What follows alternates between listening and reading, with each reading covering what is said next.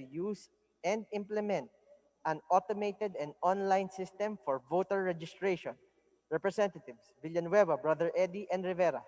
Committee on Suffrage and Electoral Reforms. House Bill number 7412, prohibiting the active use and display of commercial billboards during typhoons. Representative Villanueva, Brother Eddie, and Rivera. Committee on Disaster Resilience.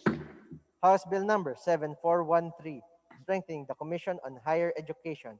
Representative Villanueva, Brother Eddie, and Rivera. Committee on Higher and Technical Education. House Bill number 7414, renewing the franchise granted to the UP system under RA 8160. Representative Villanueva, Brother Eddie, and Rivera. Committee on Legislative Franchises. House Bill number 7415, providing for simplified registration, filing of returns, and payment of income and percentage taxes, and providing tax relief for micro enterprises. Representative Villanueva, Brother Eddie, and Rivera. Committee on Ways and Means. House Bill number 7416, providing for the Magna Carta of workers in informal economy. Representative Villanueva, Brother Eddie, and Rivera. Committee on Labor and Employment. House Bill number 7417, providing for a Magna Carta of commuters. Representative Villanueva, Brother Eddie, and Rivera. Committee on Transportation.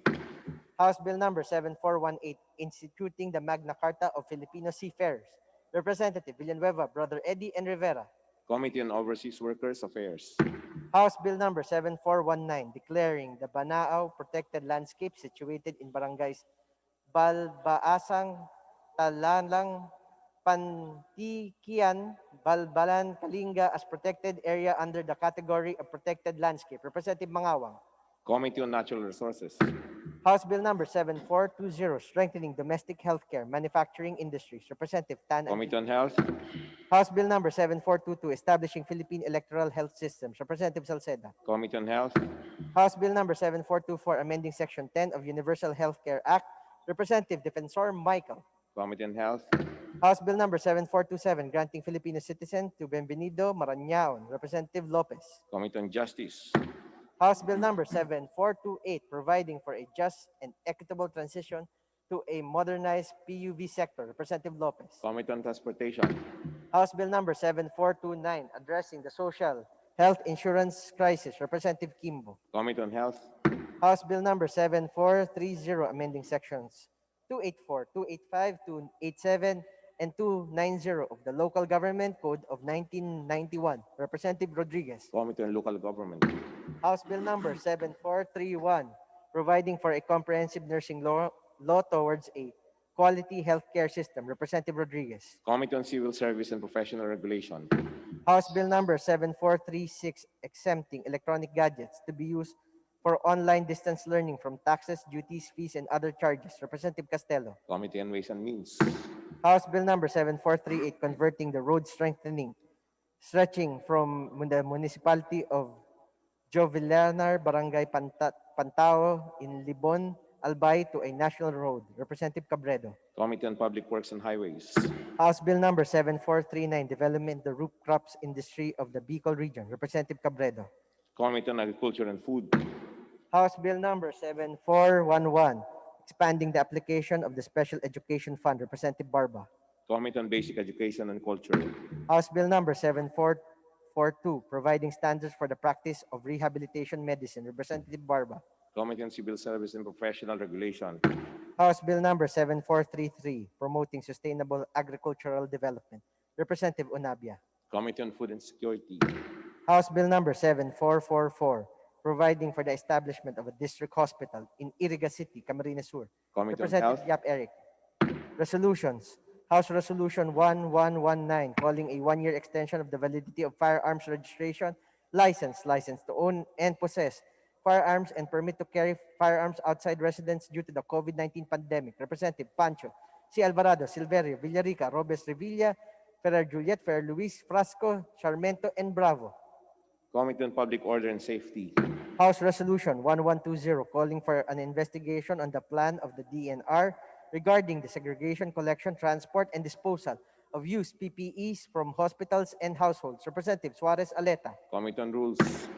House Resolution 1121, enjoining the Philippine Coast Guard to initiate forthright response to the continuous encroachment on unauthorized foreign vessels exploiting resources within the West Philippine Sea. Representative Savellano. Committee on National Defense and Security. House Resolution 1122, bolstering the use of herbal medicine and acknowledging the same as an alternative source of medication for health concerns. Representative Savellano. Committee on Health. House Resolution 1123, urging the IATF to reconsider the required use of motorcycle barriers for backriding couples. Representative Crisologo. Committee on Transportation. House Resolution 1124, 1127, and 1129, expressing profound condolences of the House on the demise of Congressman Francisco June Gamboa Datol, Jr. of Senior Citizens Party List, Representative Lopez, Tambunting, and Robes. Committee on Rules. House Resolution 1125, directing the appropriate House Committee for a social economic solution for the community unity and corporate camaraderie in response to the pandemic situations in business interruptions. Representative Almario. Committee on Rules. House Resolution 1126, urging the Committee on Labor and Employment to inquire on the conditions of public and private employment services and the job market in light of the COVID-19 pandemic. Committee on, Representative Nograles 1. Committee on Rules.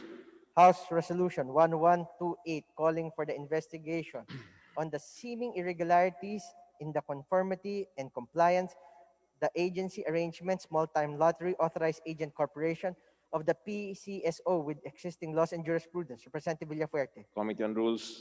House Resolution 1130 and 1138, expressing heartfelt sympathies and deepest condolences of the House to the family and supporters of the late former COMELEC head Sixto S. Brillantes Jr., Representative Robes and Tambunting. Committee on Rules. House Resolution 1131, directing the Committee on Human Rights to inquire on the killing of peace consultant and peasant leader Randall Randy Echanis, Representative Colyamat, Zarate, Gaite, Brosas, Castro France, and Ilago. Committee on Rules. House Resolution 1133, directing Metro Manila Development Committee to investigate the safety and security of ports of Metro Manila in the handling of highly explosive substance in the light of recent accident in Beirut, Lebanon. Representative Martinez. Committee on Rules. House Resolution 1134, urging the appropriate House committees to conduct an inquiry in the institutionalized and nationwide mechanism that address pandemics and its effects to the general health and public as well as economic repercussions. Representative Villa. Committee on Rules. House Resolution 1135, directing the Committee on Energy to conduct an inquiry to fill the gaps of the IPIRA law as well as the urge of the NEA to assist the province of Siquijor Electric Cooperative to improve its performance and address the demand of the power sector. Representative Villa. Committee on Rules. House Resolution 1137, expressing the profound sympathies and sincerest condolences of the House to the bereaved family of former Senator and former Manila Mayor Alfredo Lim, Representative Tambunting. Committee on Rules. Communications, letters dated August 8 and 10, 2020 of Janice I. Sonzales, Deputy Director, Office of the General Counsel, Legal Services, BSP, transmitting to the House duly certified electronic copies of certain BSP issuances. Committee on Banks and Financial Intermediaries. Committee report, report number 409 of the Committee on Public Works and Highways on House Bill number 7355. Committee on Rules. Reports number 410, 411, and 423, Committees of Committee Higher on and Rules. Technical Education. Report number 412 of Defeat COVID Ad Hoc Committee on House Resolution 1132. Committee on Rules. Report number 413 of Committee on National Defense and Security on House Bill number 6077. Committee on Rules. Reports number 414, 420, 425, 427, 430, Committees on Agriculture and Fisheries Resources Appropriation on House Bill number 7368. Committee on Rules. Report number 421, Committees on Public Order and Safety and Appropriations on House Bill number 7460. Committee on Rules.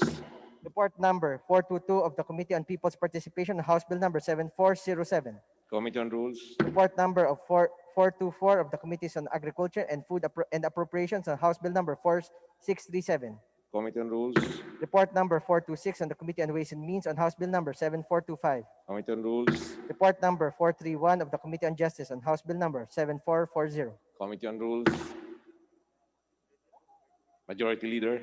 Mr. Speaker, I move to recognize the Honorable Robert Ace Barbers of the 2nd District of Surigao del Norte on the matter of collective and personal privilege.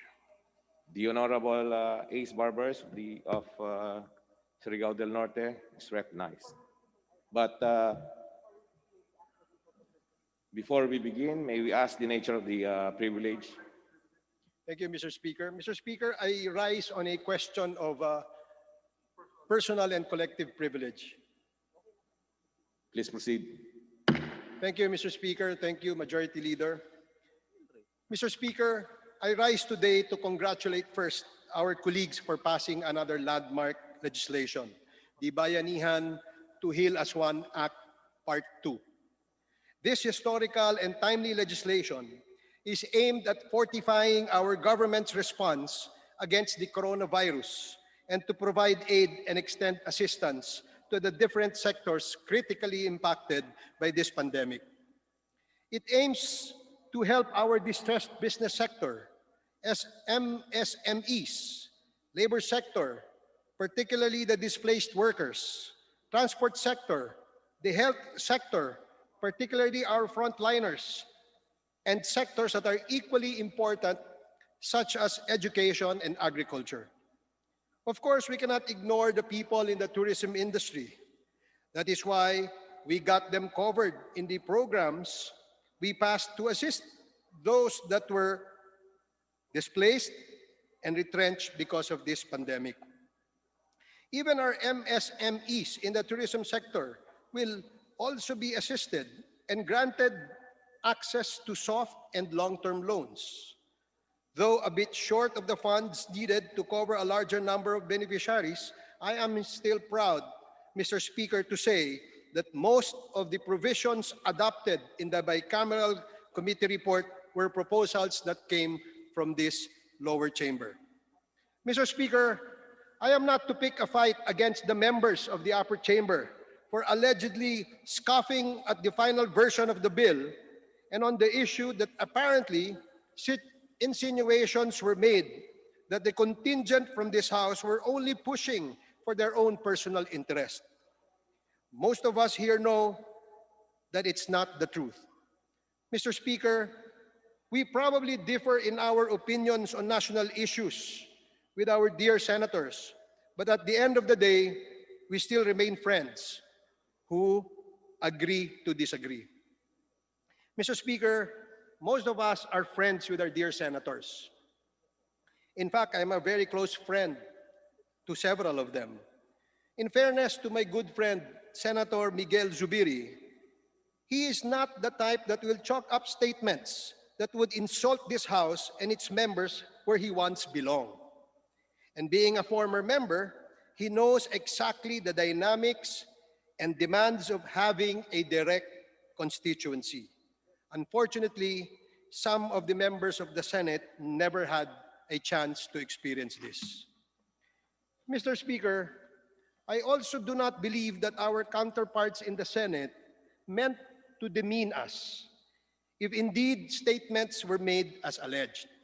I am sure that all the members in the BICAM are all well-meaning and pushed for this legislation devoid of all motives and personal interests. Mr. Speaker, let us not lose sight of the real issue here. It may already be water under the bridge, but on hindsight, this may be remembered if the pandemic drags on longer than we expect. I feel that it is a big opportunity loss not to provide for infrastructure in the tourism sector at this time. Global tourism is down and will remain that way while the virus is lurking around us and no vaccine or cure is in sight. It is all about the issue of confidence, Mr. Speaker. Nobody will dare take leisure trips, nor even take a train ride, a boat ride, or even a plane ride at this time. This is why I say the timing is perfect. While the industry sleeps, we prepare the groundwork for the much needed infrastructure and improve on existing ones. When it wakes up, we get to savor the fruits of our labor and good preparation, and we get the lion's share in the tourism business. This sector will be the first to bounce back fast and will benefit most among other industries. Mr. Speaker, in a post-COVID era, when global economy improves, jobs are back, governments and people have a steady income stream, People like you and me, I am sure, will list travel or tour on top of our bucket list of things to do. But make sure we include domestic travel as well. I believe, Mr. Speaker, that just like the mining industry, the tourism industry can contribute a lot to our economic development. Both these industries have only modest contributions to our GDP with less than 2% and 13% contribution respectively. However, Mr. Speaker, the proverbial light at the end of the tunnel in these industries is not impossible to see. There's still a lot of room for improvement, so to speak. We should tap their full potential and rake in the benefits it will bring for our country and our people. We should prepare for the influx of tourists by providing access with ease to and from our tourist destinations in the country. We should showcase what is best in our heritage, our culture, food and festivities, and of course, the beauty of our nature and our people. But we must invest in infrastructure. We must improve our facilities, our roads, airports, seaports, and yes, Senators Drilon and Soto, our toilets too, in order for the private sector to be encouraged to invest. Mr. Speaker, not a few times have we been asked why our neighbors have more tourist arrivals compared to us. Not a few times also have we been answered that our top problems are infrastructure, telecoms, and transportation. While there is a respite in global tourism, I believe, Mr. Speaker, that this is our window of opportunity to prepare for the bouncing back of the industry by improving on our infrastructure and making them at par with our neighbors. We boast of better and breathtaking sites, natural wonders, unexplored havens. We better construct those roads now or they remain unexplored forever. Mr. Speaker, if indeed we want to provide an economic stimulus in this sector, funding the TIEZA is the way to do it. I could not but overstress the importance of funding tourism infrastructure. We all know its multiplier effect, and not doing it now while there are no tourists is really losing valuable time and opportunity. Doing it now is like hitting two birds with one stone. Infrastructure creates jobs, and with it, allied industries and businesses. It will create a cycle of life and economic activity on its own.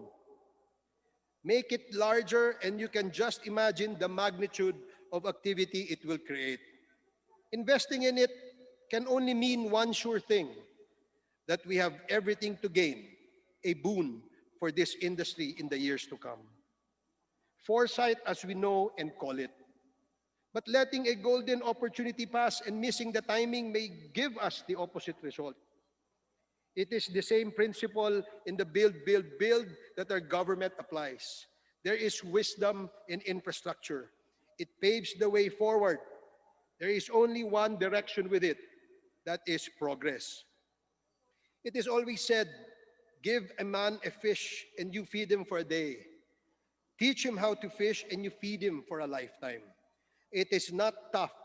It is not a tough choice, Mr. Speaker, really between dole-outs and infrastructure. Improving, developing, capacitating, and providing the necessary amenities for tourists should be the end goal. We should think of the long term and think of the post-COVID era. Let us not be myopic in our strategies to help resuscitate this industry at this time. There is nothing we can do. No amount of advertisements or come-ons or special packages will encourage people to travel at this time.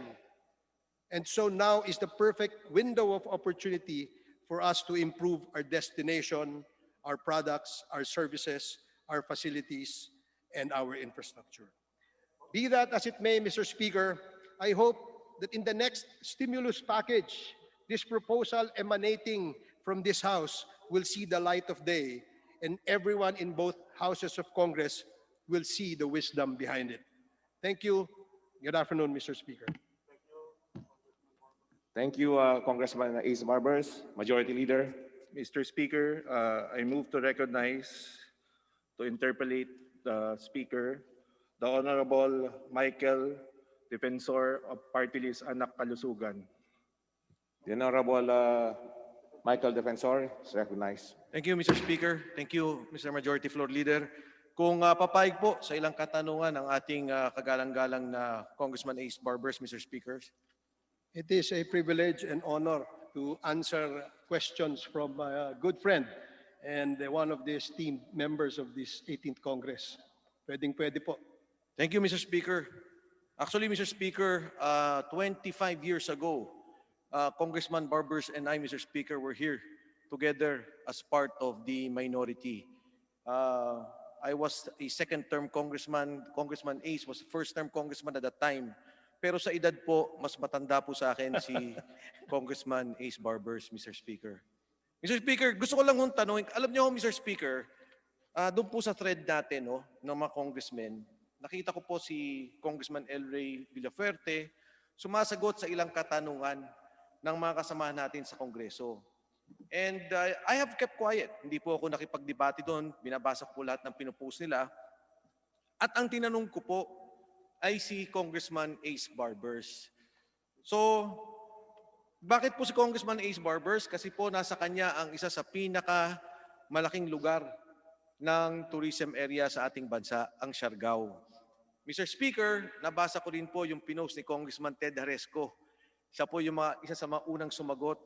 At bakit po si Congressman Ted Haresco ay mabigat ang aking pagtingin dun sa kanyang isinulat dahil po siya ay kinatawan. Probably considered one of the number one spot, tourism spot of our country, yung Boracay. So tanong ko, Mr. Speaker, para lang malinaw ulit, Congressman Barbers, yung version ba ng House na yung pondo sa infrastructure, yung po ba ang kailangan ng mga tourism area at particular po sa Siargao na inyong lugar? That is correct. Tama po kayo dyan, Your Honor, Mr. Speaker. Dahil ang Siargao ay nabibilang sa isang probinsya sa northeastern part of Mindanao na meron din pong natatagong likas yaman na kung saan ay nakakainganyo po ng mga turista. And you are correct, Your Honor, Mr. Speaker, na ito pong pondo na supposed to be ay nasa TIESA for infrastructure, implementation of the infrastructure programs, ay nararapat lamang sa panahon ngayon na meron ho tayong window of opportunity to improve yung ating mga facilities. Alam nyo, matagal na ho, Mr. Speaker, Your Honor, na lagi pong napupulaan ang ating mga tourist spots sa bansa.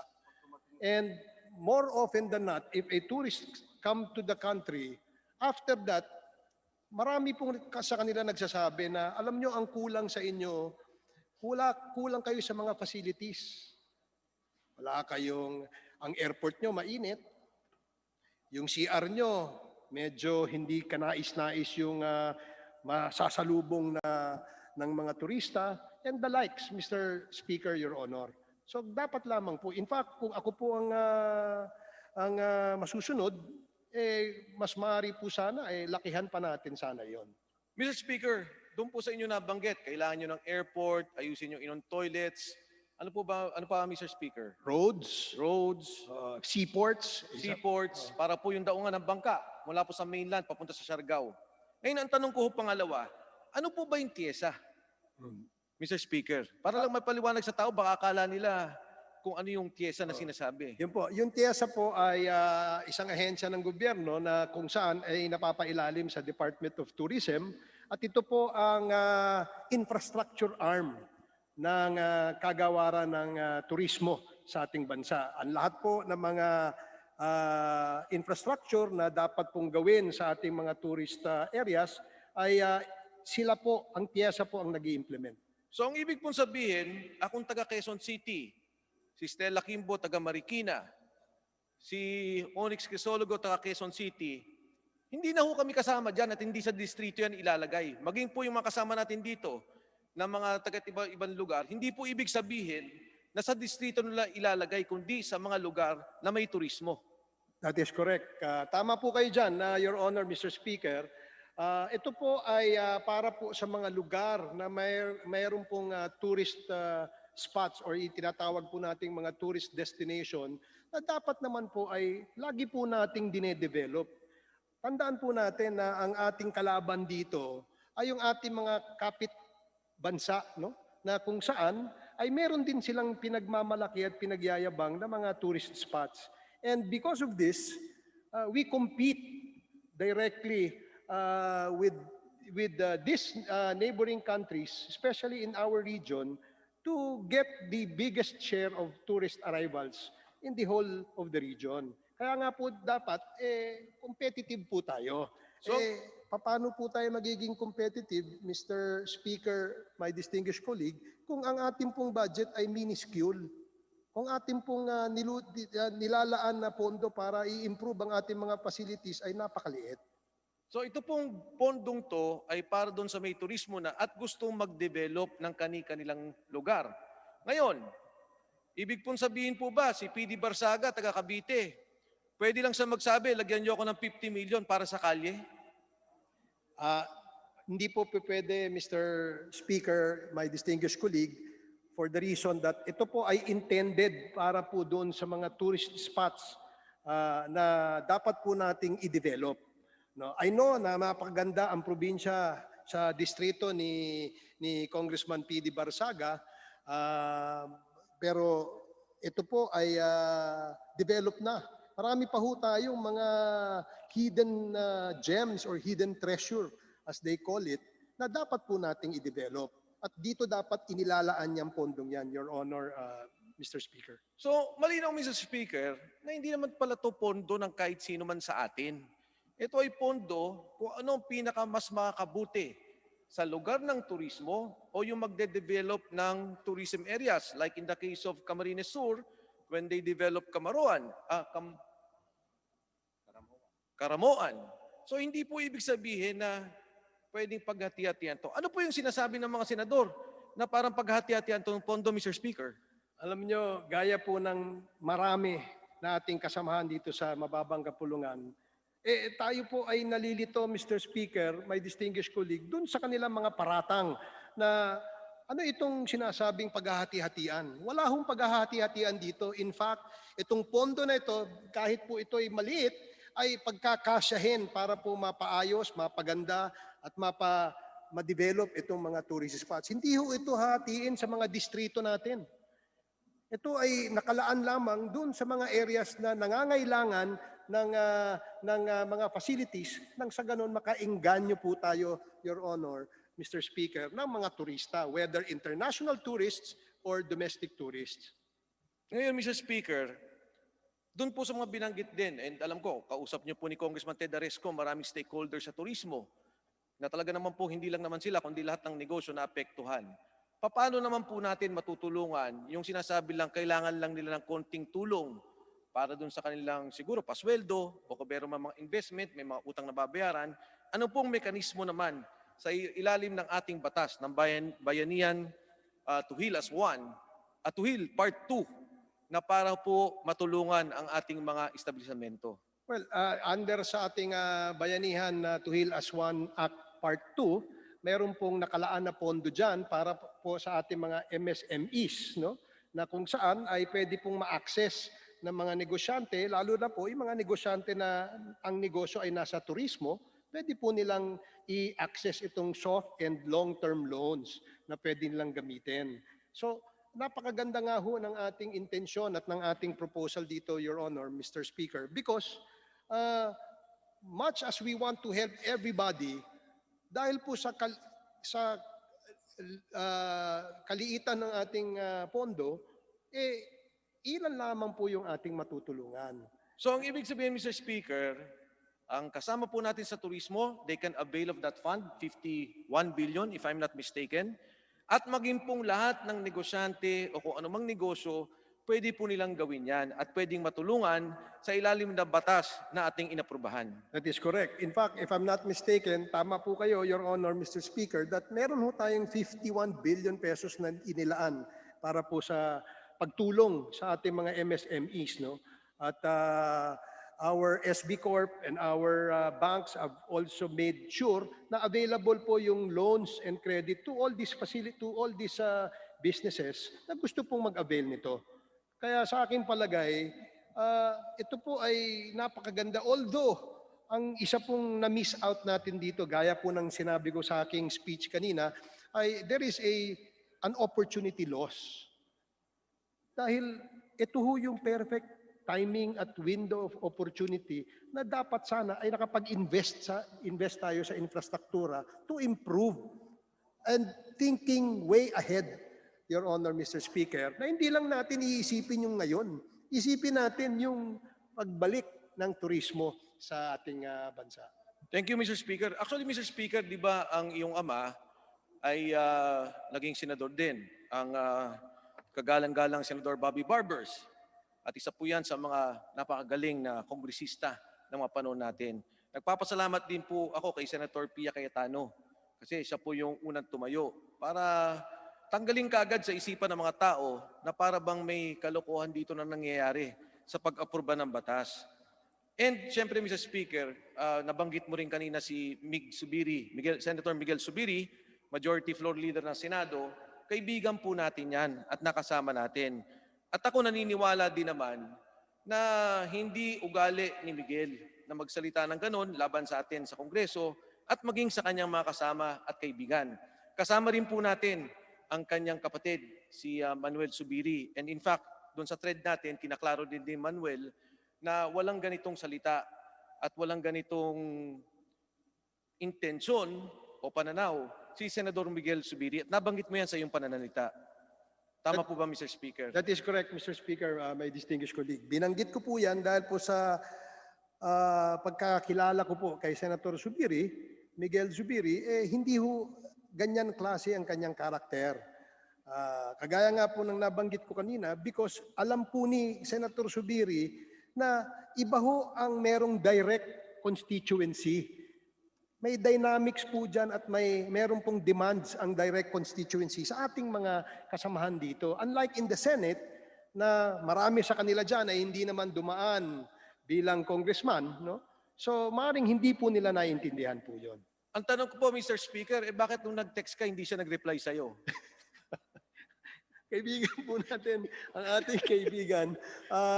I'm sure, dahil po marami pong trabaho ang mga senador at gaya rin po ng iyong inireklamo sa akin, nung nag-text ka, ay hindi rin po siya sumagot.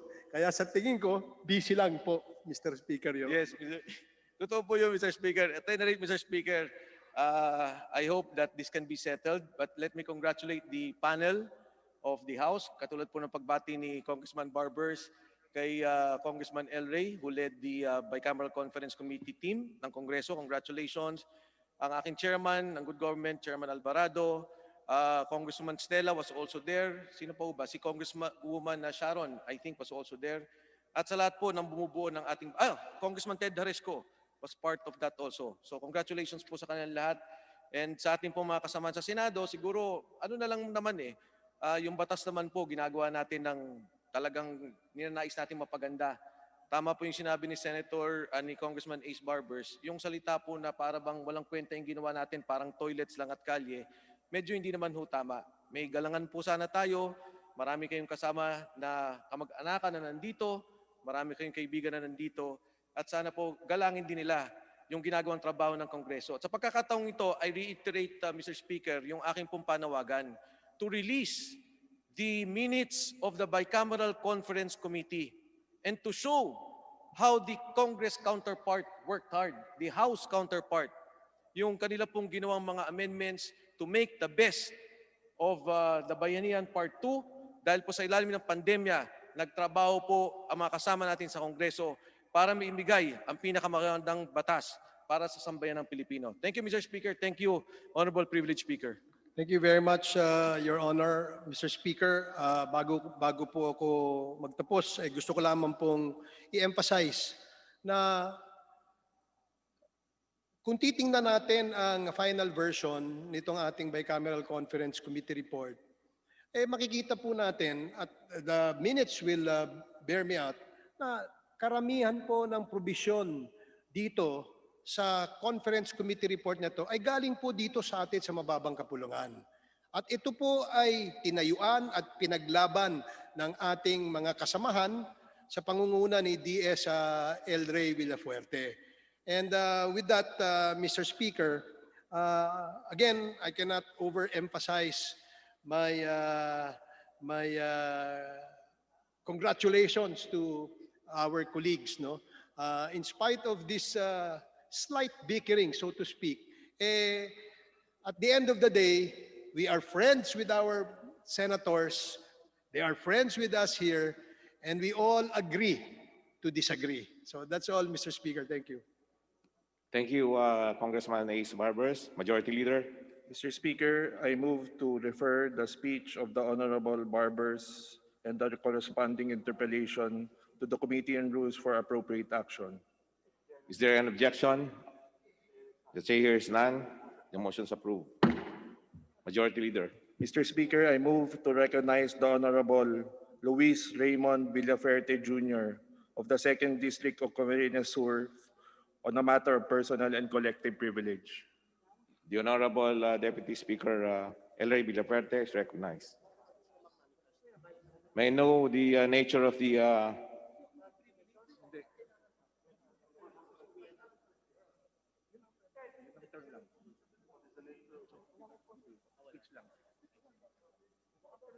Deputy Speaker, may I know the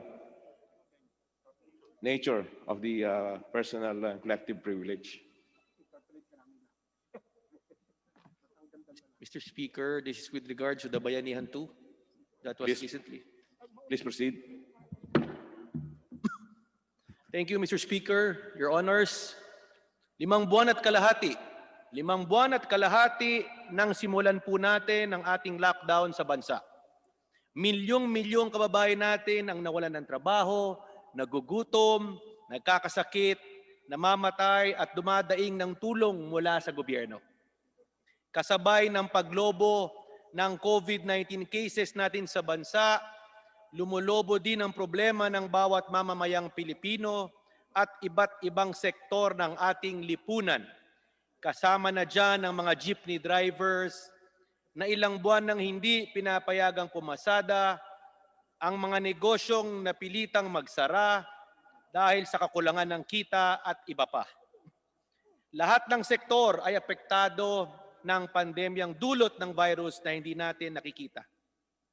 Mr. Speaker, sa 3 araw na tayo po ay nag-bicameral conference committee kasama ang ating Senate counterparts na pagkasunduan po natin ang mga importanteng bagay na dapat isama sa Bayanihan 2 o ang Bayanihan to Recover as One Act. Kung titignan po natin ang ating Bayanihan 1, ay sumentro sa milyong-milyong Pilipino na nawalan ng trabaho at walang makain, kasama na dyan ang pamamahagi ng Social Amelioration Program at cash aids.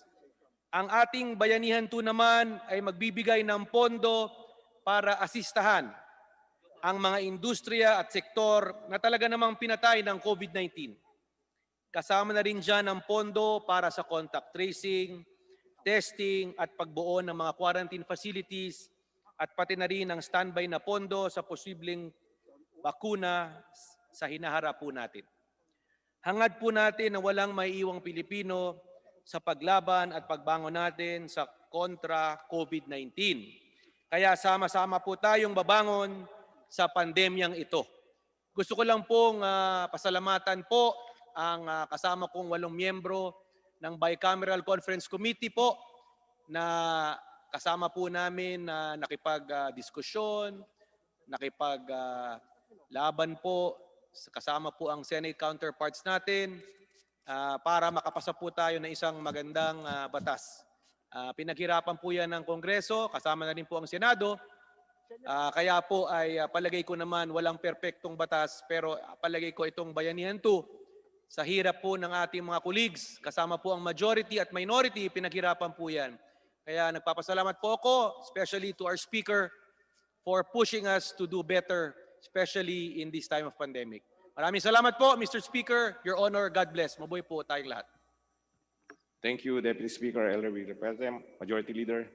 Mr. Speaker, I move to recognize the Honorable Bienvenido Abante of the 6th District of Manila for his interpellation. Our esteemed Minority Leader. The Honorable Minority Leader, Bienvenido Vante, hereby recognized.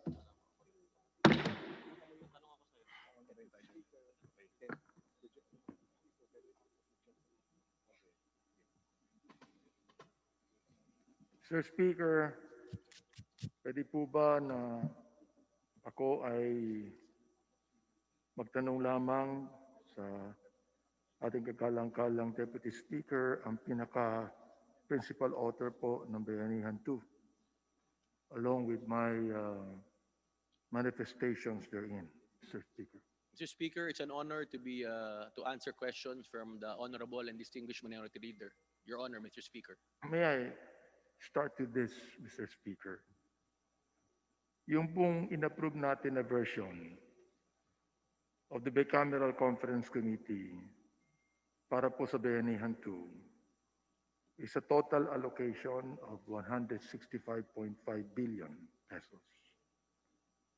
Pero only 140 billion pesos will be readily available for use. The 25.5 billion pesos will serve as a standby fund and will be released once funds generated from savings and unused appropriations become available. I'd like to ask our Deputy Speaker kung ano po talaga ang nangyari tukol dito, although tayo po ay nagbigay ng mas mataas na alokasyon sa Bayanihan 2 na ito. Mr. Speaker, Your Honor, as just to recall, the Senate passed the amount of 140 billion. The Congress, this body passed 160 billion. Paglabas po ng Bicameral Conference Committee po, ay ang inaprubahan na po ay ang 165 billion. For the simple reason po, whether 140, 162, I think we realize in the BICAM conference, especially the members, na kulang talaga ang 140, 162. Kaya po nagdesisyon na po na 165.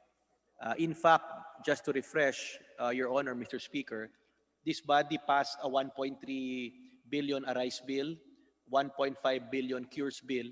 So I think it's already the sentiment of this body that we need at least around 1.5 trillion to stimulate the economy. And what we're passing is barely a little over 10%. So we feel that the 165 is just right.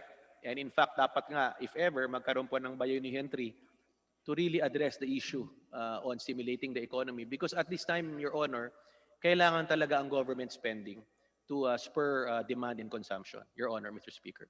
Actually, Mr. Speaker, Your Honor, mas honest at realistic tayo dito sa Kamara, you know. This measure that we say a stopgap in order for us to legislate an even greater economic stimulus. Ito po yung mga salient points na gusto kong banggitin para po malaman ng taong bayan kung ano po ang inapprove natin, kung ano ang sentimiento ng House.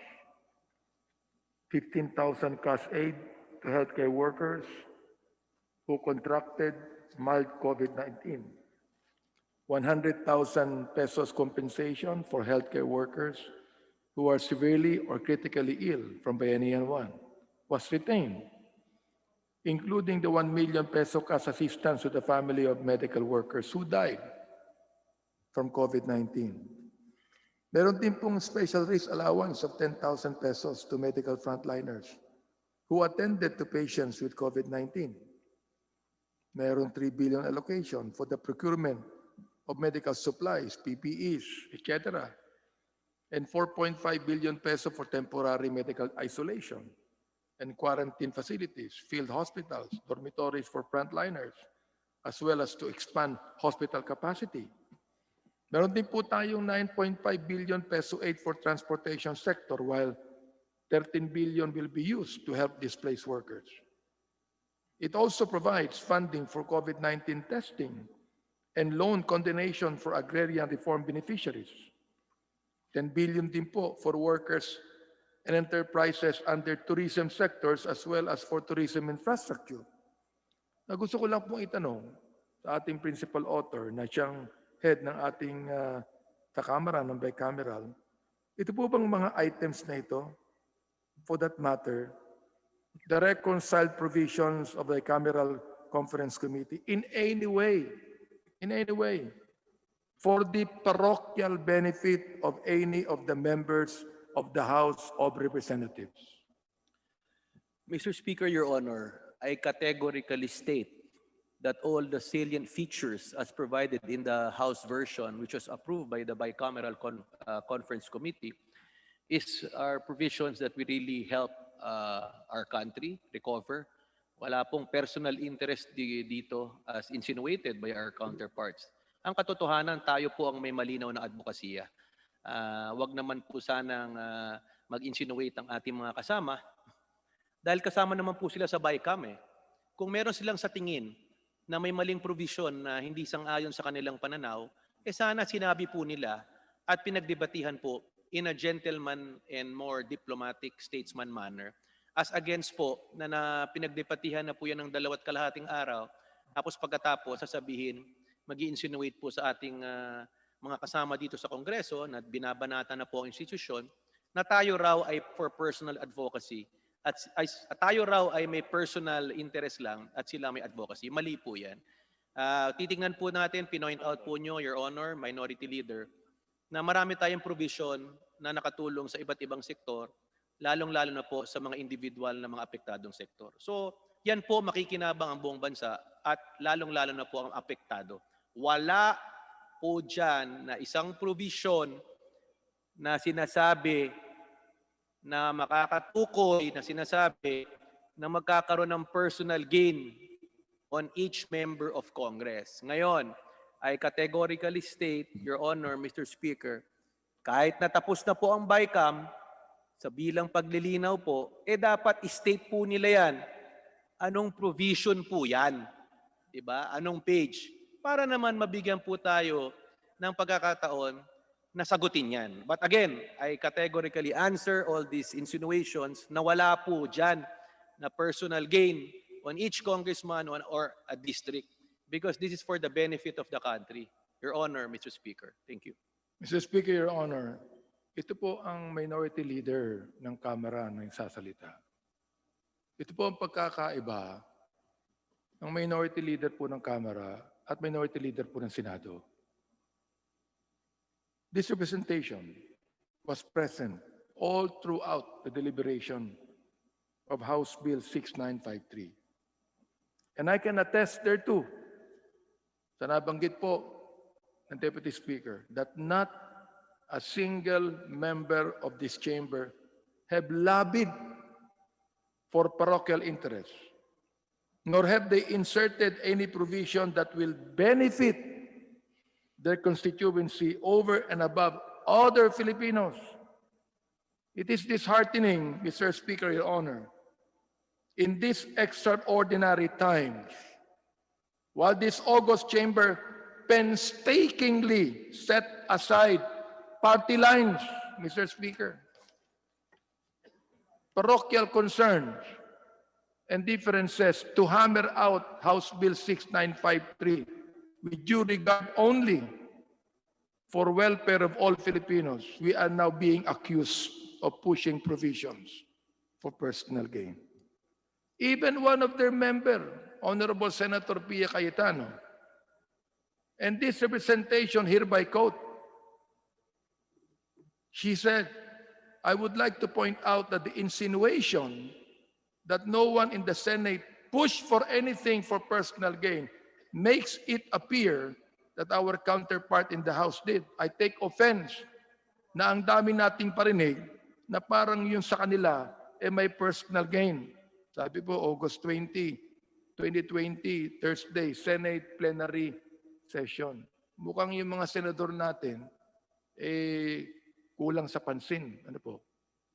To insinuate that Representatives Villafuerte Jr., C. Alvarado, Yap, Abu, Kuwa, Haresco Jr., Palmatu, Garin, and Minority Member Kimbo have personal gains to push for is not only preposterous. Hindi ko na po i-spell pa yung salitang preposterous. Bahala na yung mga senador. Mag-spelling po niyan. But downright unparliamentary and not befitting of a member of a co-equal body to question the motive of the House of Representatives BICAM members is to question all of us who have set aside everything so that this bill will be passed. We are co-equal institution, and the Senate should be reminded of that. This representation cannot stand idly by while the reputation of this institution is besmirched, whether by insinuation or otherwise. So, Mr. Speaker, Your Honor, the pending question is, what provision spurred this unwarranted insinuation? Your Honor, Mr. Speaker, ako po naguguluhan. Wala naman talaga malinaw. Kaya nga, it's just right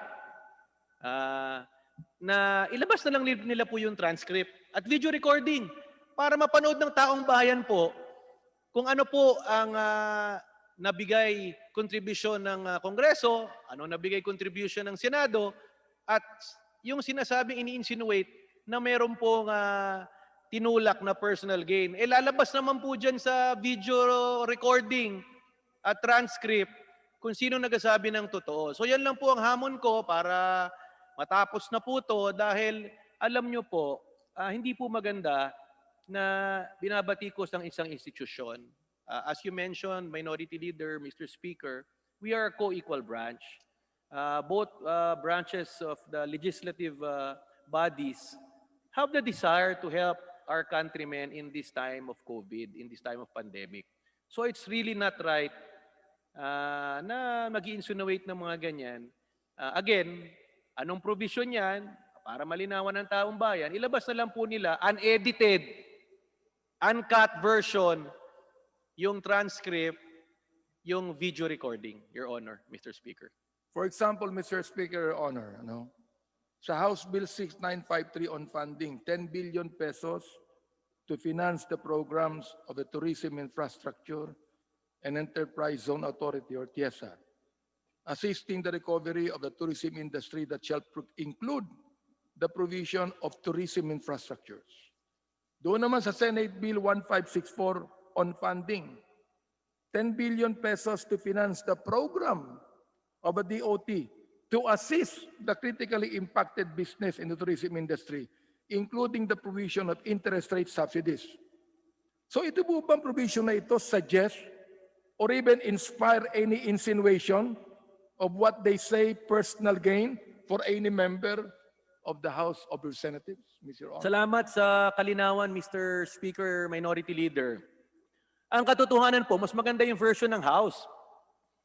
Dahil sa Senate version, nakalampo yung 10 billion for tourism. Tayo, dinitalye natin na naglagay po tayo ng 10 billion for infrastructure na napakahigpit po mag-access dyan ng pondo na yan sa TIESA dahil dadaan yan sa board. Kailangan ng Regional Development Council. Isa yan sa mga ahensya na napakahirap mag-access. Hindi pwedeng sasabihin niya na tatawagan mo, himingi ka, bibigyan ka. Hindi po yan. Pangalawa, naglaan po tayo ng 51 billion sa House version para lahat ng apektadong sektor ay matulungan for working capital or loans, kasama po ang tourism. At naglaan rin po tayo ng 100 million for tourist guides, subsidies and training. At naglaan po tayo ng 20 billion, Your Honor, for TUPAD, tulong panghanap buhay sa disadvantaged at affected sectors. Ano ibig sabihin yan? Pwedeng mag-access po dyan ang mga tourism industry employees na naapektuhan. Hindi lang sila, transport. So in reality, mas malaki po ang version natin. Ang nangyari po sa BICAM version, 35 billion na lang po ang inappropriate na available funds for working capital, not only for tourism but other sectors, tapos 13 billion na lang sa tupad at nagsabi sila ng 3 billion raw for the tourism sector. So the total 16 lang as against our 20. So in short, the House version has a more holistic approach in recovery, not only in the tourism sector, but in all sectors. Malino po yan, that's on record. So ang lumabas, minasama po nila ang intention natin at the end, nabawasan po ang tourism in the version of the BICAM as against the House version. Your Honor, Mr. Speaker. Mr. Speaker, Your Honor, this representation ay hindi po nakipag-usap kay Deputy Speaker tungkol po dito. Pero dahil sa concern namin sa bayan, nag-uusap po yung aming puso, mga kaisipan. Nagkakasundo kami, Mr. Speaker, Your Honor. In one article by the Inquirer, the news agency reported this issue and how the tourism industry is looking at this provision.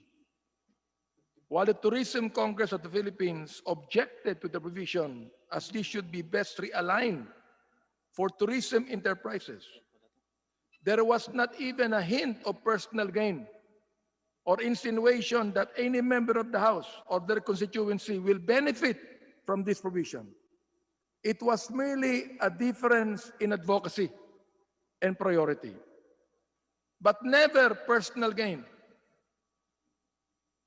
Tama ho ba ako, Mr. Speaker, Your Honor? Tama po yan kasi sinabi ko, kung si Senator Drilon po, gusto niyang mapaganda ang Iloilo niya na tinulak niya na magkaroon ng convention center na I think almost 800 million. Tinulak niya na magka-international airport na 8 billion. Sa dalawang project na lang yan, 8.8 billion na. Pag siya po ang nagtulak, advocacy. Pag congressman, personal gain. Yun po ang dapat sagutin ng ating counterparts. Wag naman nilang maliitin at masamain ang mga congressman. Dalang katotohanan po, karamihan po ng mga senador, galing rin pong Congress yan. At least 9 of the members of the Senate now used to be former members of Congress. And when they say, itong Congress ay personal gain, kami advocacy, Mr. Speaker, Your Honor, baka they are referring to the old Congress, the Congress that they used to occupy before. But now, the Congress is the House of the people and we truly represent their aspirations and their desires. Pinaglalaban po ng Kongreso ngayon. Iba po ang Kongreso ngayon. So yan lang ang comment ko po, Your Honor, Mr. Speaker. I think we should stop the idea just because they are in the Senate that they are in a pedestal. We are a co-equal branch, Your Honor, Mr. Speaker. And must direct tayo sa tao. Dahil tayo po, pag may session ng Lunes hanggang Miyerkules, pagdating ng Huwebes hanggang Linggo, babad po tayo sa distrito. Yan ang hindi ginagawa ng mga senador, Your Honor, Mr. Speaker. Speaker, Your Honor, gusto ko lang pong i-remind ang Senado na ang ating speaker ngayon ay naging senador din, Mr. Speaker. At this representation must point out that this was not the only provision for tourism. As Representative Michael Defensor stated, we have more than 40 provisions which the Senate panel merely adopted. Ang tanong, is that personal gain? This representation says otherwise. Sa akin po, Mr. Speaker, as I close my interpellation, ito pong ginawa ng Kamara is love for our country. It's concern for those who have been affected by this pandemic. History will judge that House Bill 6953 is a bill that was thoughtful, balanced, and was passed to advocate for all Filipinos in times of extraordinary needs. Need I say more, Mr. Speaker, Your Honor? I agree with you, Your Honor, very Mr. much. Speaker, Minority Leader. Lahat naman po tayo ay may magpapamahal sa ating bayan. Siguro dapat lang talaga na tapos na po yung BICAM, na-ratify na po ng Senado, ira-ratify po natin ito ngayon. Let us move forward and work together for more stimulus package. Hopefully in Bayanihan 3 or the Arise or Cures. Pagtulungan po natin yan. Wag na lang magtrabaho na lang po. Wag na po tayo mag-grandstand. Dahil at the end of the day, the people will appreciate and judge us based on what we have done, Your Honor, Mr. Speaker. Thank you.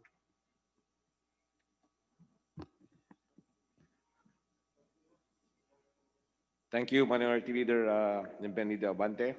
Majority Leader. Mr. Speaker, I move to recognize our Deputy Speaker, the Honorable Dan Fernandez of the First District of Laguna, for his interpellation. The Honorable Deputy Speaker Dan Fernandez, is hereby recognized.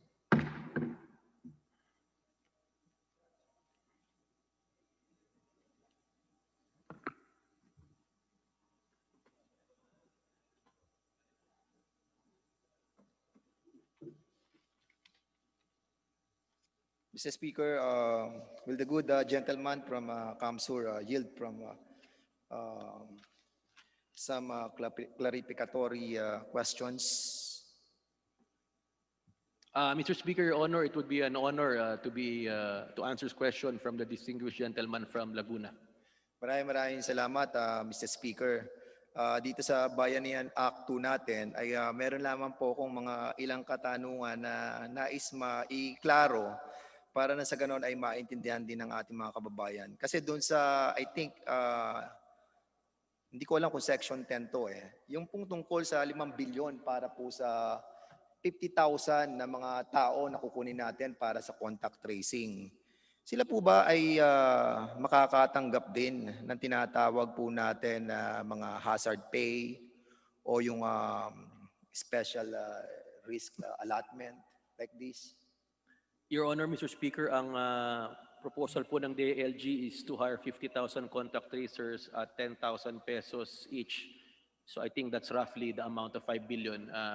Hiningi po nila yan, binigay po ng Kongreso at Senado dahil we feel that this is needed and at the same time, kailangan talaga para maka-generate rin ng trabaho for 50,000 people. At the same time, natatakel na rin ang problema sa COVID, Your Honor, Mr. Speaker. At according sa section 4, naglagay din tayo ng special risk allotment. Siguro makakakuha din itong ating mga contact tracer dahil siyempre para mga ano din to mga frontliners din And at the same time, hazardous yung kanilang ginagawa. So I believe that the DILG will somehow put a risk allotment to those contact tracer, Mr. Speaker. Sa section 4 din, binabanggit yung tinatawag nating adaptation of national online electronic application system. Paano to may adapt sa mga tao, Mr. Speaker? Your Honor, Mr. Speaker, this was proposed, it's in the House version, na-aprobahan sa Senado. Maganda po itong idea na to, ginagawa po sa ibang bansa. Siguro ang detalye nito, the details really can be discussed upon implementation. But the idea and the funding was provided in Bayanihan 2, Your Honor, Mr. Speaker. Okay, Mr. Speaker, ikaw naging gobernador ka ng Camarines Sur. At ako, naging mayor ako ng siyudad ng Santa Rosa. Dito sa section 4, letter Q, may binabanggit dito yung pagre-realign.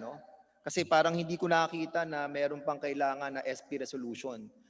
Para sa kabatiran ng ating pong mga executive, mga LGUs, ang tanong ko ay kailangan pa ba ng SP resolution? Palagay ko, let's follow the local government code. I think it's really needed. The power to realign, nilagay lang po natin dyan because may limitation po ang mga LGUs ngayon. Pasado na yung budget nila. Pinasa po yan bago rin nagka-COVID. So this encourages LGUs and the board to give the power to realign sa ating ehekutibo. But of course, hindi naman tinatanggalan ng poder ang ating mga sangguniang panlalawigan, sangguniang bayan para sundin po kung ano po ang nasa local government code, Your Honor. Maraming salamat, Mr. Speaker, sa magandang kasagutan ng ating sponsor ng bill na ito. At doon sa section 4, letter N, may mga estudyante na tatanggap ng ayuda. At meron ding mga nilalagay na kaukulang pondo na I think meron tayo ditong parang 600 million or 300 million para sa mga estudyante, para sa kanilang bill o kaya yung kanilang enrollment bill sa kanilang school. Ito ba po ay fixed amount o nakabase to dun sa kanilang ibabayad sa kanilang enrollment? Ano po yan, we leave the discretion to the implementing agency. Dalang katotohanan po, Your Honor, Mr. Speaker, kulang po ang 300 million dyan. So we leave it to the discretion. Sinama po natin ang public at private dahil kailangan rin for both sectors. But we leave it to the discretion of the implementing agency. Kasi kung tutuusin mo po ay kulang talaga yung pondo na yan.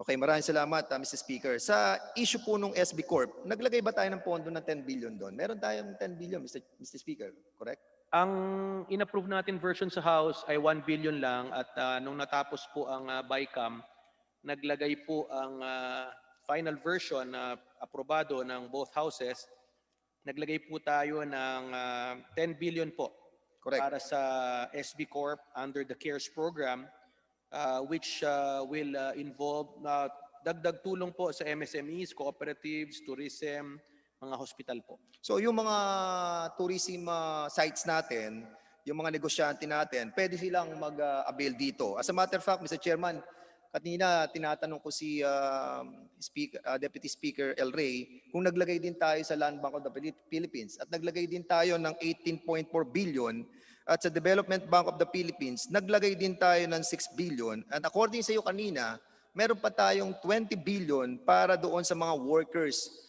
sa tourism industry. Ang tanong ko ay, Mr. Chairman, napaganda nga natin na ibalik natin ang negosyo doon sa mga tourism areas.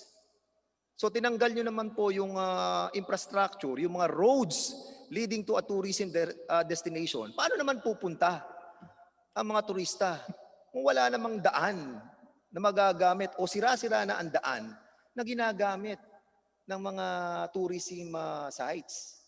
Kung yung 10 bilyon na maliit na pondo na nilagay natin ay tinanggal pa sa BICAM committee. Hindi, ang intention po ng House talaga ay infrastructure can lead to job generation. So importante po yan.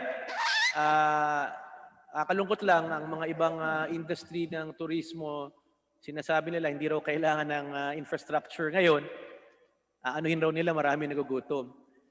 Mali ang pananaw nila dahil dun sa Department of Tourism Action Plan, nag-request po sila ng 15 billion infrastructure. Pangalawa, ang kailangan raw nila working capital. At pangatlo, tulungan raw yung empleyado. Ang sagot ko, kailangan ng tatlo. Kailangan ng infrastructure, kailangan ng working capital, kailangan ng tulong sa mga affected sector. Na yan ang nilagay natin sa House version.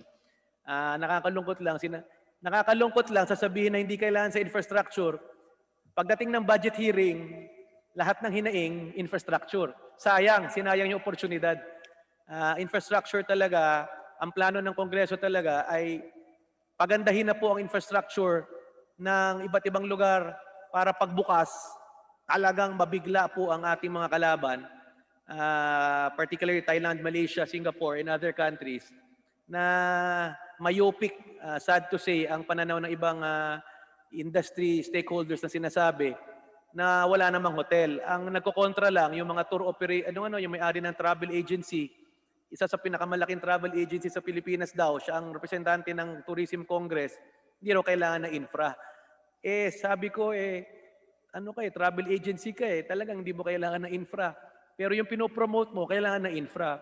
So, alam mo, with all due respect, dapat holistic ang approach. May infra, tulungan in the form of loans, tulungan yung apektadong sektor through cash assistance o yung tinatawag na tupad or cash for work, Your Honor.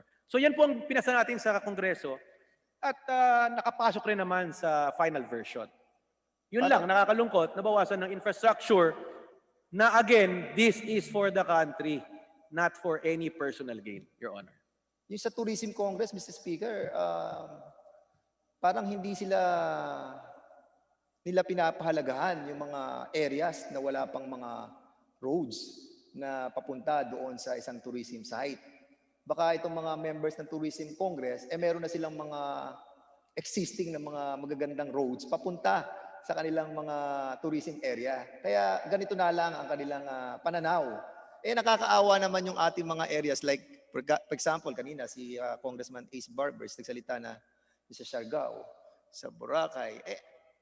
It's a bit unfair, Mr. Chairman, Mr. Speaker. Mr. Speaker, alam mo, hindi ako privy dun sa nangyari sa BICAM kasi hindi naman po ako miyembro. At sa matter of fact, ay yung aking pong basihan sa aking mga sinabi tungkol doon po sa sinasabi po nila na napanood ko po sa YouTube, yung binanggit ni Senador Mig Zubiri about doon sa pure advocacy na parang they fought so hard, no? And they never fought for a particular area or particular personal interest.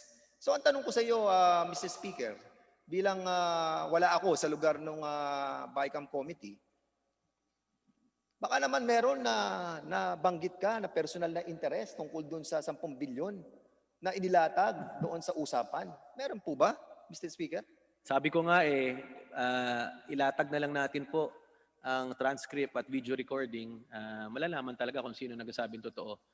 Never in the BICAM did the member of the House panel mention about specific interest. What we've worked there is for national interest. Kami ang nagtulak talaga ng advokasya, di lang sa turismo, sa transport.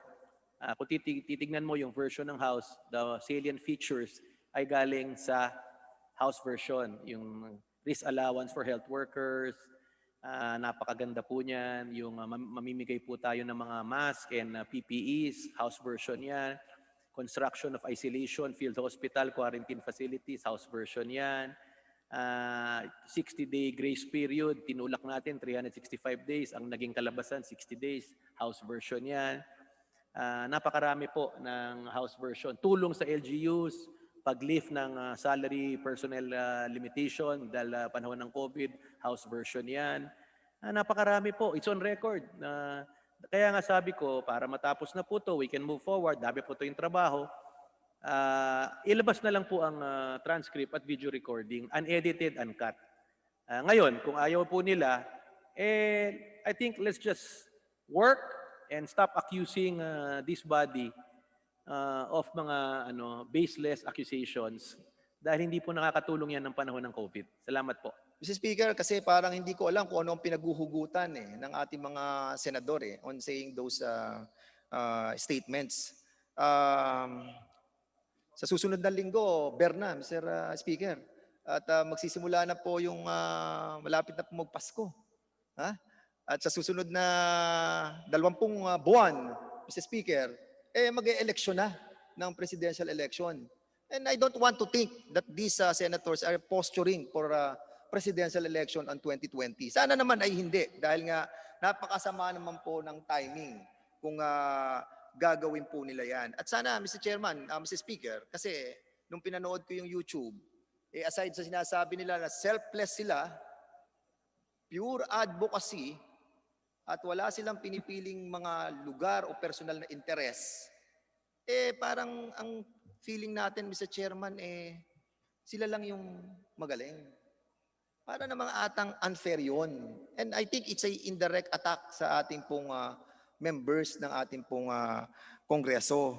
At ang nakakalungkot, Mr. Chairman, pag oras ng eleksyon, lagi po natin silang nakakasama, humihingi sila ng tulong sa atin, at sinasabi nila yung kanilang mga advocacy, at sinasabi nila selfless sila. Pero after election, parang nagiging selfish sila. Na sinasabi po nila na may parang minomonopolize nila yung pure advocacy na sila lamang. Tayo sa Kongreso, Mr. Chairman, Mr. Speaker, may kanya-kanya tayong advokasya. At ang masasabi ko lang, Mr. Speaker, itong ang mga sinabmit natin sa Bayanihan 2, katulad ng sa kalusugan, naglagay tayo ng 13 billion. Sa jobs, 18 billion. Sa agri, meron tayong 24 billion. Sa education, may 7 billion. Are these not pure advocacies?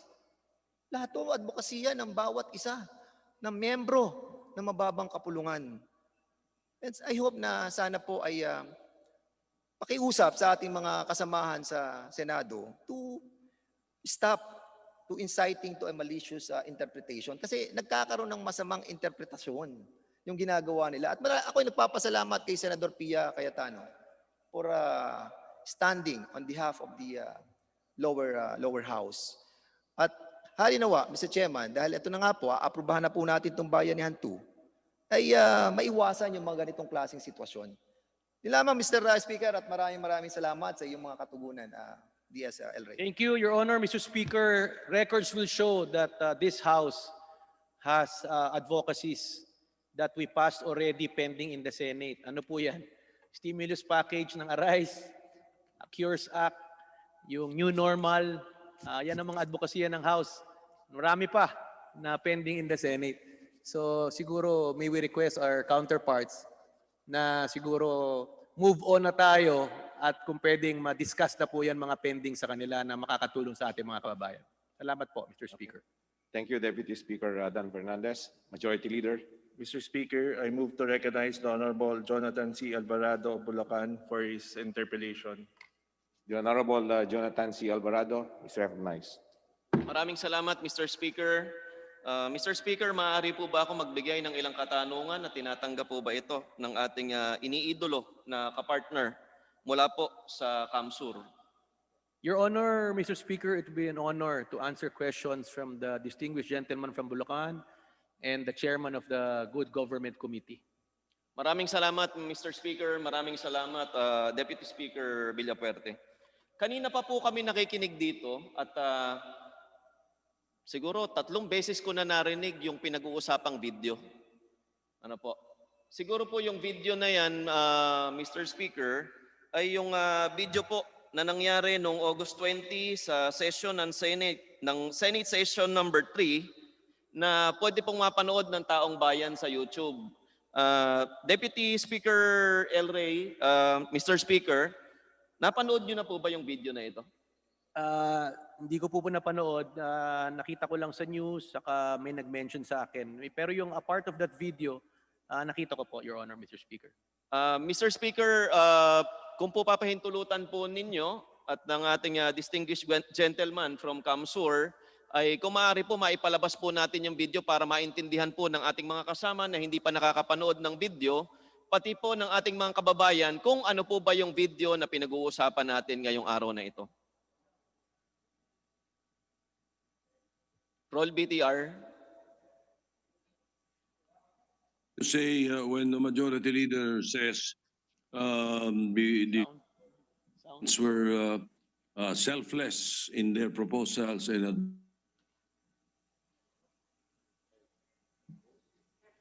Ito pong videong ito ay maaari ninyong makita at mapanood session number 3, August 20, 2020 sa internet po yan sa YouTube. the majority leader says the were Mukhang walang sound selfless yung in their video. proposals and advocacies, no agenda whatsoever. You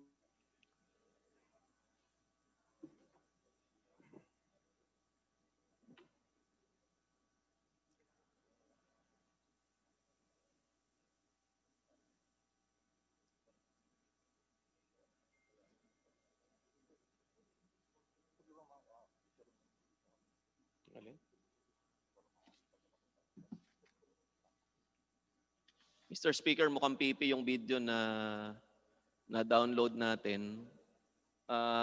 Sa naturang video po, kung inyo pong mapapanood, pwede pa ba yung video o nagka-problema na?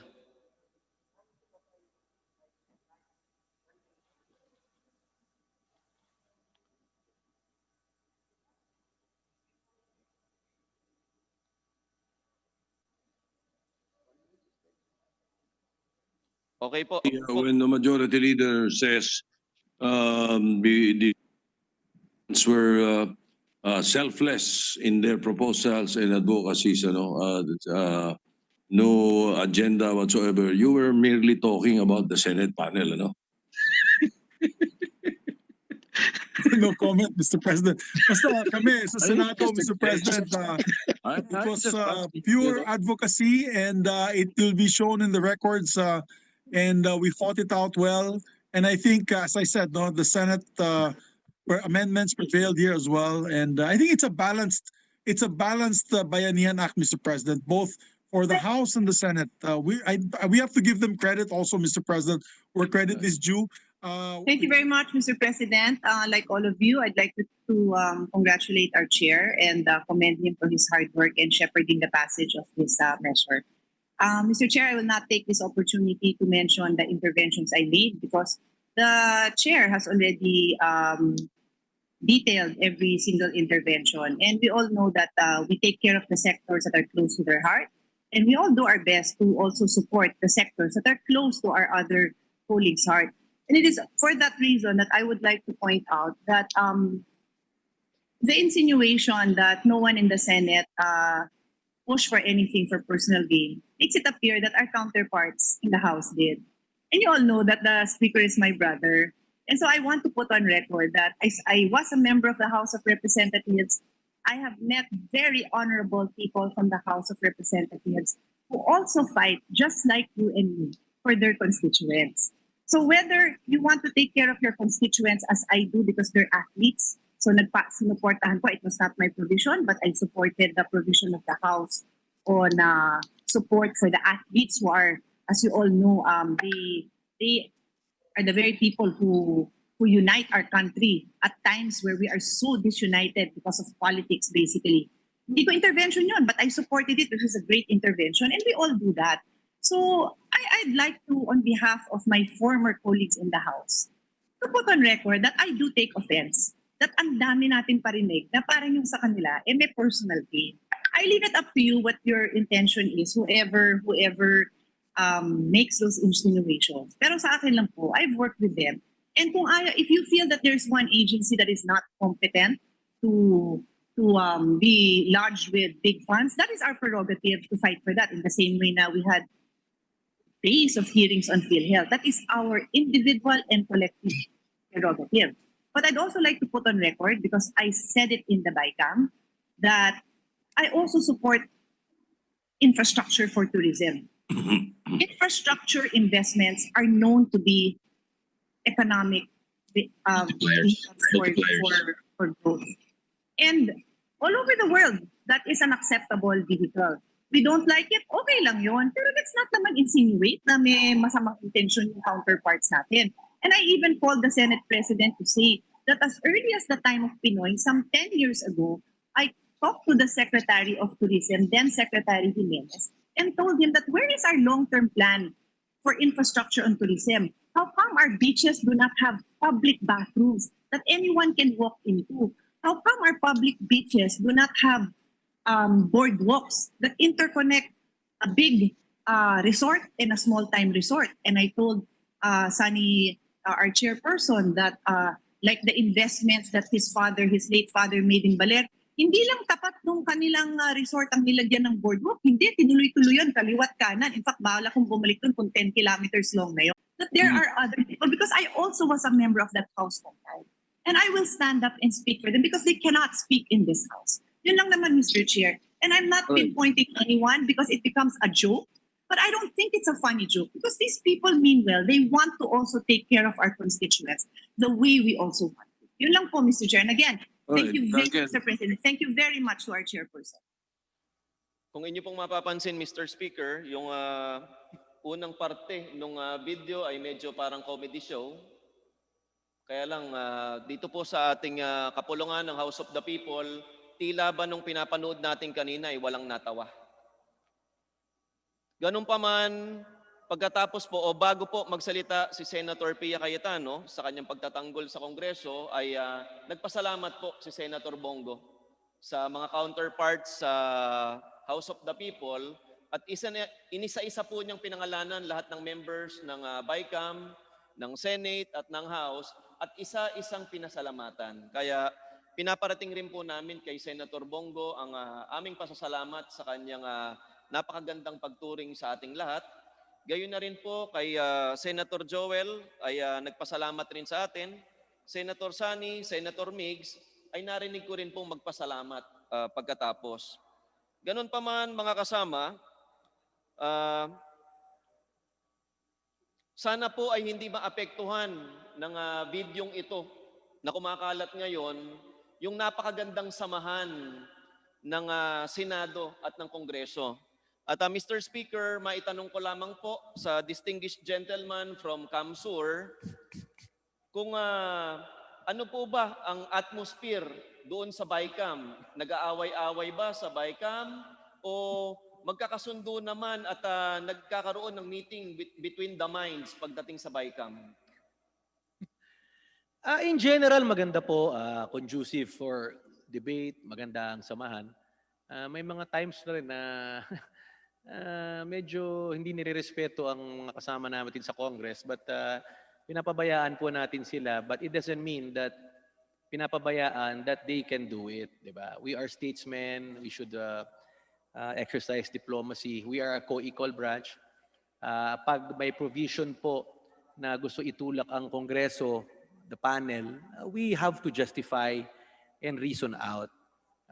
Pag sa Senado, dapat ganun din. Pero dapat at the end of the day, magkakasama tayo. The overriding principle is we are co-equal branch, di ba? No one is in a higher pedestal, di ba? Co-equal. That's why nakakalungkot lang, Your Honor, Mr. Speaker, na after na nagkaroon ng ganitong BICAM, okay na, nagkaroon pa ng mga insinuation at nakaka-insulto lang. But nevertheless, we're willing to move on. We're willing to work and partner with them in other legislation. Sana naman lang that moving forward, pag nag-agree na po, tapos na yan. Pwedeng pagdebatihan during, but pagkatapos na nagpirma na, dapat tapos na po yan. So, linawin ko lang yung mga insinuation on personal gain, mali talaga yan. Kasi ang tanong ng taong bayan, bakit ba nila tinutulak na magkaroon ng working capital na bilyon? Ang tanong, sino bang interes ang tumutulak dyan na gustong umutang? So yan, babantayan ng Kongreso yan. At lalabas yan kung sino ang gusto makinabang dyan. At sana, Your Honor, ang makinabang dyan, yung mga small, medium enterprises na nangangailangan. Hindi yung mga malalaki na hindi nangangailangan at may vested interest, Your Honor. Mr. Speaker, meron po akong listahan dito ng mga naipasok sa final version ng Bayanihan We Recover as One na galing po sa House version o sa House of the People na wala po sa version ng ating mga counterparts sa Senado. At maaari pong sagutin ng ating minamahal na kinatawan ng Kamsur kung ito po ba ay masasabing for personal gain o para po sa lahat ng mamamayang Pilipino. Ito po bang procurement of face mask tsaka mga PPEs na may 3 bilyon ay masasabing personal para sa ating mga kongresista? Para sa taong bayan yan, ang request po yan ng IATF, ang plano po nila yan is to give to the poorest of the poor. Ni isang miyembro ng Kongreso hindi makikinabang dyan. Hindi po yan for personal gain ng kahit na anong miyembro ng Congress. That is for the Filipino people. Mr. Speaker, yung bang 4 na bilyon na dagdag para sa isolation ng medical quarantine facilities ay para sa mga kinatawan o kongresista, Mr. Speaker? Unang-una, ni-request po yan ng IATF. Ginastify nila bakit kailangan yan. Kailangan yan dahil yung mga umuwing mga LSIs, OFWs sa probinsya, imbis na mag-home quarantine, i-quarantine na lang sa mga facilities na yan para maiwasan ang pagkalat ng COVID. Para yan sa kalusugan at safety ng ating kababayan, not for any personal gain, Your Honor. Mr. Speaker, ang 10 bilyon ba na para sa DOH, para sila ay magkaroon ng karagdagang tao na pansugpo sa COVID, ay personal. Yung bang para sa mga OFW na 820 million ay masasabi na pang distrito, pang personal ba yan para sa OFW? Yung bang allowances na 600 million para sa mga mag-aaral na Pilipino ay for personal gain, Mr. Speaker. Yung bang subsidiya para sa mga non-teaching personnels, mga part-time faculty sa state universities na 300 million ay masasabi bang for personal gain? Yung bang allowances para sa mga atleta at coaches na nagdala sa atin ng napakaraming karangalan noong nakaraang SEA Games na 180 million, Mr. Speaker, ay masasabi ba natin na personal gain ng mga kinatawan? Yan bang 20 billion para sa agriculture, para sa mga magsasaka, ay para ba sa personal gain ng mga kinatawan? Mr. Speaker, ayoko na pong basahin isa-isa lahat ng mga probisyon na ipinasok ng House Contingent sa Senado. Ngunit Deputy Speaker Villapuerte, Mr. Speaker, meron po bang ni isang probisyon na for personal gain ang pinasok ng mga miyembro ng BICAM sa nangyaring bayanihan We Recover as One? Wala po, Your Honor, Mr. Speaker. And yan, yung sinabi niyo po lahat, yan ang tinatawag na pure advocacy. Malinaw ang Kongreso po ang tumulak ng mas maraming pure advocacy, Your Honor, Mr. Speaker. Mr. Speaker, kung po pure advocacy ang House of the People, ako rin po ay naniniwala na pure advocacy rin naman yung ating Senate counterparts. Ngunit ako po na ay nababahala, Mr. Speaker, sapagkat hindi po ako sigurado kung may mga naglalabasang fake news ngayong panahong ito. At malapit po sa puso ko yung tao po na tinatamaan ng mga news, hindi lang natin alam kung fake news po ito o tunay na news. Pero sana po, Mr. Speaker, ay mabigyan natin ng pagkakataon itong counterpart natin na magpaliwanag kung totoo nga ito. Mr. Speaker, makikita po natin sa screen na galing po sa GMA News Online, nakalagay po, Senate Black House bid to allot 10 billion for Cubeta Kalsada. Ayan po. Nakasulat po sa GMA News Online, hindi lang nga po natin alam kung ito'y mapapasinungalingan o mapapatotohanan, Mr. Speaker. At ang susunod pa po, isang news po na kumakalat mula sa Metro Manila Daily News. Nakalagay po dito, Mr. Speaker, Drelon, yes to 10 billion funding for Iloilo projects, but no to 10 billion funding for Philippine tourism. Nakalagay po dito, I'm strongly opposed to the House proposal to allocate 10 billion for tourism infrastructure, but nobody should question my 10 billion fund allocation for Iloilo to promote tourism for the following. 9 billion Iloilo International Airport, 900 million for the Iloilo Convention Center, and 100 million for Iloilo River Esplanade.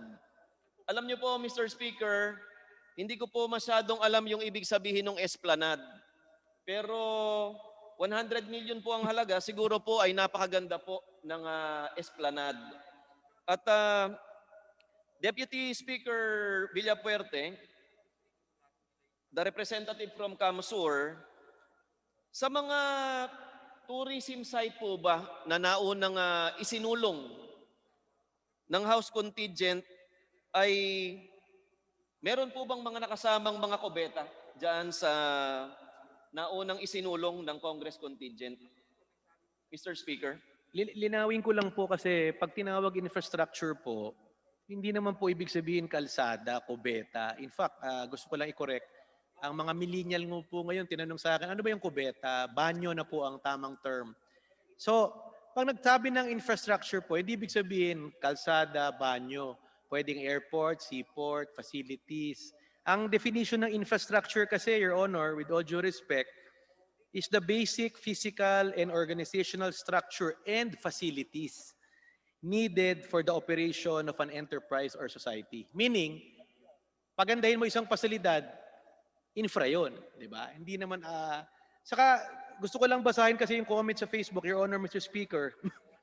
Sabi niya, tama po ang Kongreso eh. Dahil hindi naman lahat ng turista naka-helicopter. Kailangan ng kalsada, turismo, malinis na banyo, facilities na pahingahan. Yan po ang objective ng Congress.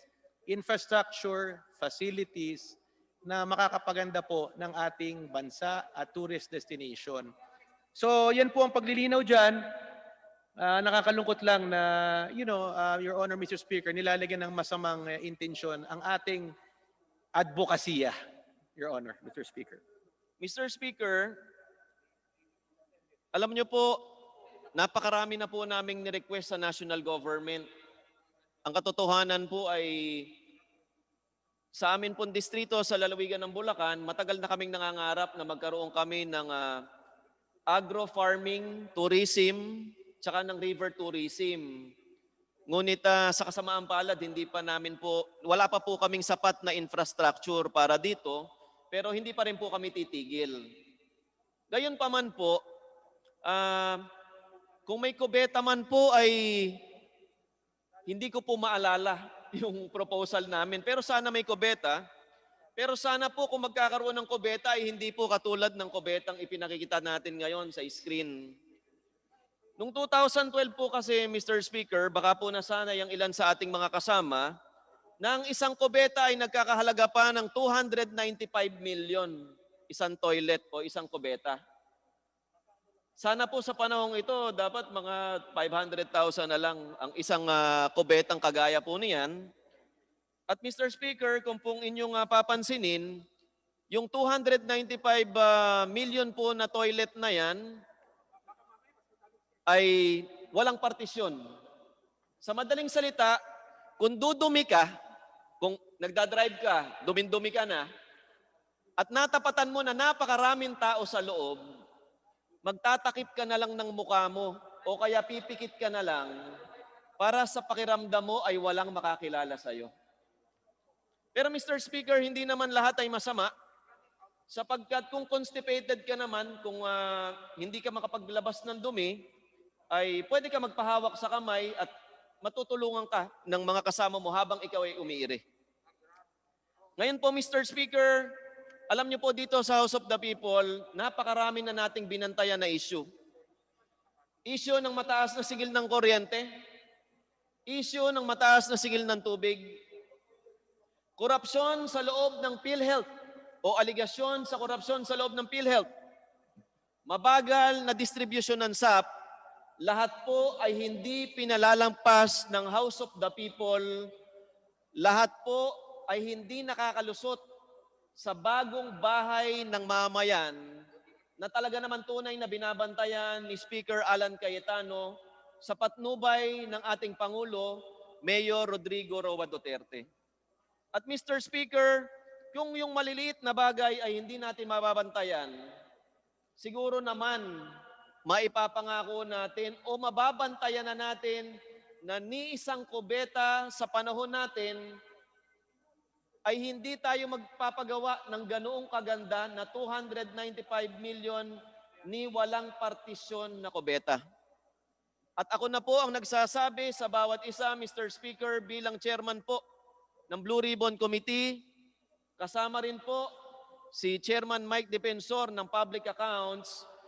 Yayayain po namin ang bawat isa na magbantay at magmanman, wala pong makakalusot na korupsyon, kagaya po ng mga nangyari nung unang panahon, sa panahon po ng pamumuno ni Speaker Alan Peter Cayetano, wala pong makakalusot sa pamumuno ng ating minamahal at iniidolo, Pangulong Mayor Rodrigo Roa Duterte. Mr. Speaker, ako po ay nagpapasalamat sa ating idolo mula po sa Kamsur.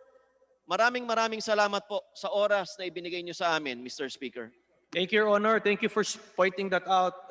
Just to put on record, hindi yan mangyayari sa panahon ni President Duterte, yung ganyang CR na yan. Hindi yan mangyayari during the incumbency natin dito sa Kongreso, the House of the People. Ang alam ko po, Your Honor, Mr. Speaker, hindi pa po ako congressman yan, yung nangyari yan, sa kasi Congressman Alvarado. Dahil kung congressman na po tayo, sigurado di natin pinalipas yan. Lalong-lalo na ikaw ang good government chairman ngayon. Ako naman ay isang miyembro ng Public Accounts Committee, hindi natin papalipasin yung mga ganyan. Hindi mangyayari yan during our term. So we'd like to assure the public na yung pinakita nyo, hindi nangyari yan during the term of President Duterte and during our incumbency representing the House of the People, Your Honor, Mr. Speaker. Thank you. Thank you very much, Honorable Jonathan C. Alvarado, Majority Leader. Mr. Speaker, I would like to recognize the Honorable Deputy Speaker Reneo Abu of the 2nd District of Batangas for his interpellation. The Honorable Deputy Speaker Reneo Abo is hereby recognized. Thank you, Mr. Speaker. Will the gentleman yield for some questions?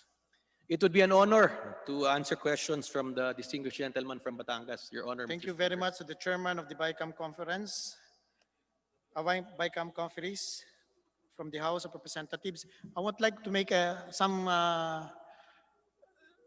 some questions to clear. There are figures that have been mentioned by Congressman Alvarado, and I would like to make it clear whose provision is that. The 3 billion pesos for procurement of face masks, personal protective equipment, shoe covers, face shields, so on and so forth. 3 billion pesos? Sa House po ba yan o sa Senate? Your Honor, Mr. Speaker, wala po yan sa Senate version and we're proud that we have passed that as part of the House version, Your Honor, Mr. Speaker. Thank you. So maliwanag po, wala sa Senate. This is just for the information of our people. To finance the construction of temporary medical isolation and quarantine facilities, field hospitals, dormitories for frontliners, and for the expansion of government hospital capacity in the amount of 4 billion pesos. Meron po, saang provision o meron na yan? Meron po ba sa House o meron sa Senate? Sino may provision o na yan? Your Honor, Mr. Speaker, wala po niyan sa Senate version that they passed at yan po ay we're proud na nalagay po natin sa House version which was approved by this body, Your Honor, Mr. Speaker, and which was adopted by the BICAM conference. Thank you, Your Honor. Thank you, Mr. Speaker. Additional funding for the COVID-19 assistance to restart enterprises. The House provided a 1 billion pesos for Small Business Corporation. Nothing from the Senate, but during BICAM, 10 billion pesos. Therefore, most of this coming from the House, isn't it? Your Honor, Mr. Speaker, yes, sa Senate version, wala pong fund allocated for SB Corporation or the Small Biz Corporation. In the House version po, we allocated 1 billion. You're correct, Your Honor, Mr. Speaker. Subsidies and allowances to qualified students of public and private elementary, secondary, and tertiary education institutions in the amount of 600 million pesos. Meron po ba ang Senate? Meron po ba ang House? Sa House version lang po meron yan. 600 million for students, 300 million for, 600 million for students, 300 million for teachers. House version lang po meron yan. Sa Senate version po, na in-approve nila, wala po, Your Honor, Mr. Speaker. Okay, maliwanag po, wala po ang Senate. Subsidies and allowances of affected teaching and non-teaching personnel, including part-time faculty in private and public elementary, secondary, and tertiary education institutions in the amount of 300 million pesos. House or Senate?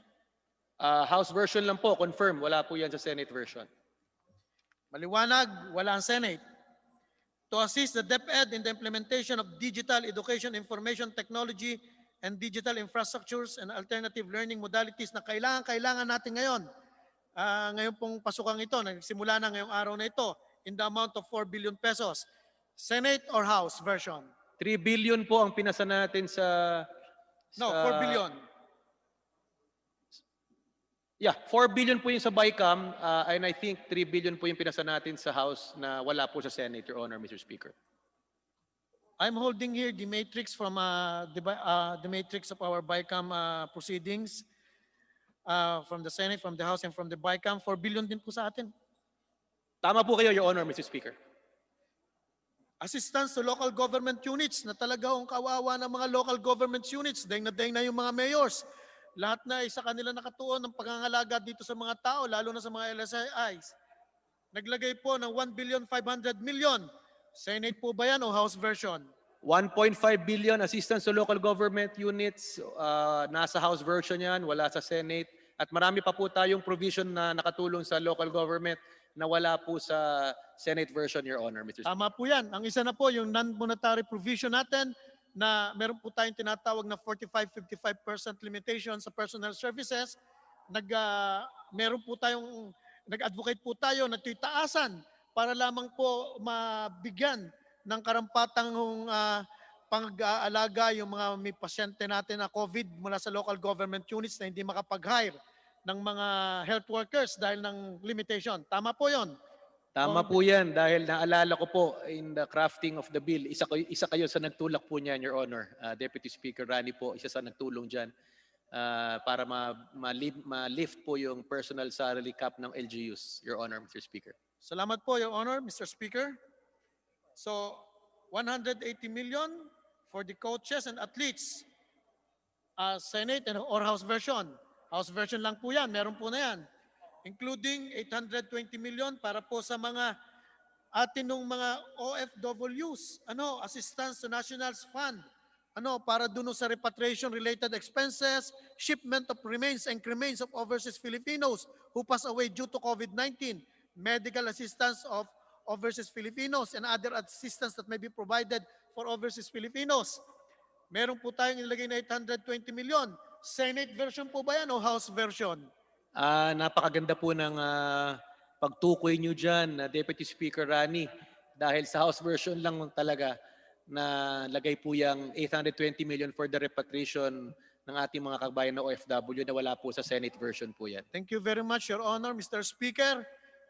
Makikita po natin, House version talaga ang tumingin doon sa mga bayani natin na siya talaga nagtatrabaho sa ibang bansa pero lagong naroon ng kanilang critical na kalagayan. At tayo lang din na nakakita na nangangailangan yon. Ang House of Representatives lamang din po. Meron po, nagkakagulo po tayo. Nagkakagulo po yan tungkol sa DOT, infrastructure, para bagawang wala tayong hindi natin nakikita kung ano talaga yung ginagawa ng industriya ng turismo dito sa atin. Pero meron po ditong isang napakahalaga na non-monetary provision na napakahalaga ho dito sa Department of Tourism na nakita ko dito. Meron nakalagay dito doon sa subsection G. I think this is section 3 G. Number 1, provide loan interest rate subsidy. Nakita ko dito sa matrix natin, house lamang naglagay na yan. Nakalagay dito, G. Direct the Department of Tourism to assist critically impacted businesses that are tourism enterprises, including tourism-oriented micro-business enterprises or other members of the informal sector in the tourism economy in any of the following programs. Number 1, provide loan interest rate subsidy. Nothing from the Senate version. Only the House has it. Isn't it? Tama po yan. Mas marami po tayong provision na makakatulong sa tourism sector sa House version than the Senate. Tama po kayo, Deputy Speaker. Therefore, Mr. Speaker, Your Honor, the Deputy Speaker from Camarines Sur, I think we are really the representative of the people. Dahil tayo may direct constituents tayo, meron tayong taong mga tinitingnan dito, nakikita natin yung nasa baba. Micro tingin natin sa lahat ng dapat mangyari sa ating bansa. Hindi sa other house na macro ang tingin nila. Hindi na nila nasisilip, hindi na nila nakikita kung ano nararamdaman sa baba. Lastly, Your Honor, Mr. Speaker, is interparliamentary courtesy being practiced today? Dapat there should be interparliamentary courtesy. We are a co-equal branch, whether in the plenary, whether in BICAM, whether in public, especially in private. The courtesy that is due to each member of Congress and our Senate counterparts should be accorded, Your Honor. Thank you, Your Honor, Mr. Speaker. As part of, as member of the bicameral conference, Mr. Speaker, nais kong i-commend ang atin nung chairman, Deputy Speaker El Rey Villaferte, pati yung mga kasama ko. si Congressman Ted Haresco, Congressman Jonathan Alvarado, Congressman Eric Yap, Congresswoman Estela Kimbo, Congresswoman Sharon Garin, Congressman Wilter Palma, Congressman Juni Kua, dahil nakita ko, naroon ako doon mismo. Present to lagi ako. At masasabi kong kami ho talaga yata nung panahon at nung oras na yon ang tumayo bilang tunay na statesman. Kung makikita lang ho natin ang mga video, kung makikita lang natin ang minutes. At masasabi ko, mas matured pa yata ho kami sa ibang senador na present noon sa BICAM. Thank you, Mr. Speaker. Thank you, Your Honor. Deputy Speaker El Rey Villaferte. Thank you, Your Honor, Mr. Speaker. Gusto ko lang i-point out na mas malaki po ang pondo na inalat natin for agricultures. Ang Senate, 17. Tayo, ginawa natin 20 sa House version. Sa BICAM, tinulak natin 24 billion. Yung risk allowance sa health workers, Your Honor, Mr. Speaker, nasa House version yan, wala sa Senate version yan. Bilang pagpatunay, the House of the People, the 18th Congress, talagang lahat ng critically impacted sector binigyan ng pansin, pondo at prioridad. Your Honor, Mr. Speaker. Salamat po. Thank you, Deputy Speaker Rani Abu. Majority Leader. Mr. Speaker, I move that we refer the speech of the Honorable Villaferte and its corresponding interpellations to the Committee on Rules for appropriate action. Is there an objection? I hear none that the motion is approved. Majority Leader. Mr. Speaker, I move that we recognize the Honorable Ted Haresco of Aklan for a matter of personal and collective privilege. Honorable Ted Haresco, what's the nature of the personal privilege? Thank you, Mr. Speaker. I speak in behalf of Aklan, West Aklan, in behalf of tourism, Mr. Speaker. You're given 10 minutes. Please proceed. Thank you. Thank you. And my experience in the bicameral, I was there the whole time, Mr. Speaker, and it was an amiable discussion. It was a good, positive give and take on the provisions of Bayanihan 2. I never heard anything about Calzada and Cubeta during the discussions, Mr. Speaker. It is a sad day, Mr. Speaker, that there have been, afterwards, there have been some repugnant and repulsive remarks from the other chamber. And I think that's the first time in the history of our republic that several senators are sneering and snickering in their laughter and alluding that we were after pork. Mr. Speaker, the whole Bayanihan 2 was made by the House, and for the people. And for the past several months, Mr. Speaker, the House has risen in terms of the people's perspective, in terms of survey, under the leadership of Speaker Alan Cayetano. I question why suddenly, after a very amiable give and take on the bicameral committee with the Senate, suddenly we were literally stabbed in the back and alluding that we were after parochial or personal interest. There was nothing of that effect, Mr. Speaker. I speak of Boracay. Globally, it will take us 10 years for global tourists to go back to normal 2019.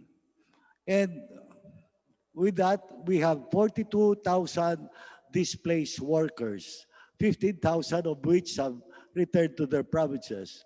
They are displaced, Mr. Speaker. They are unemployed.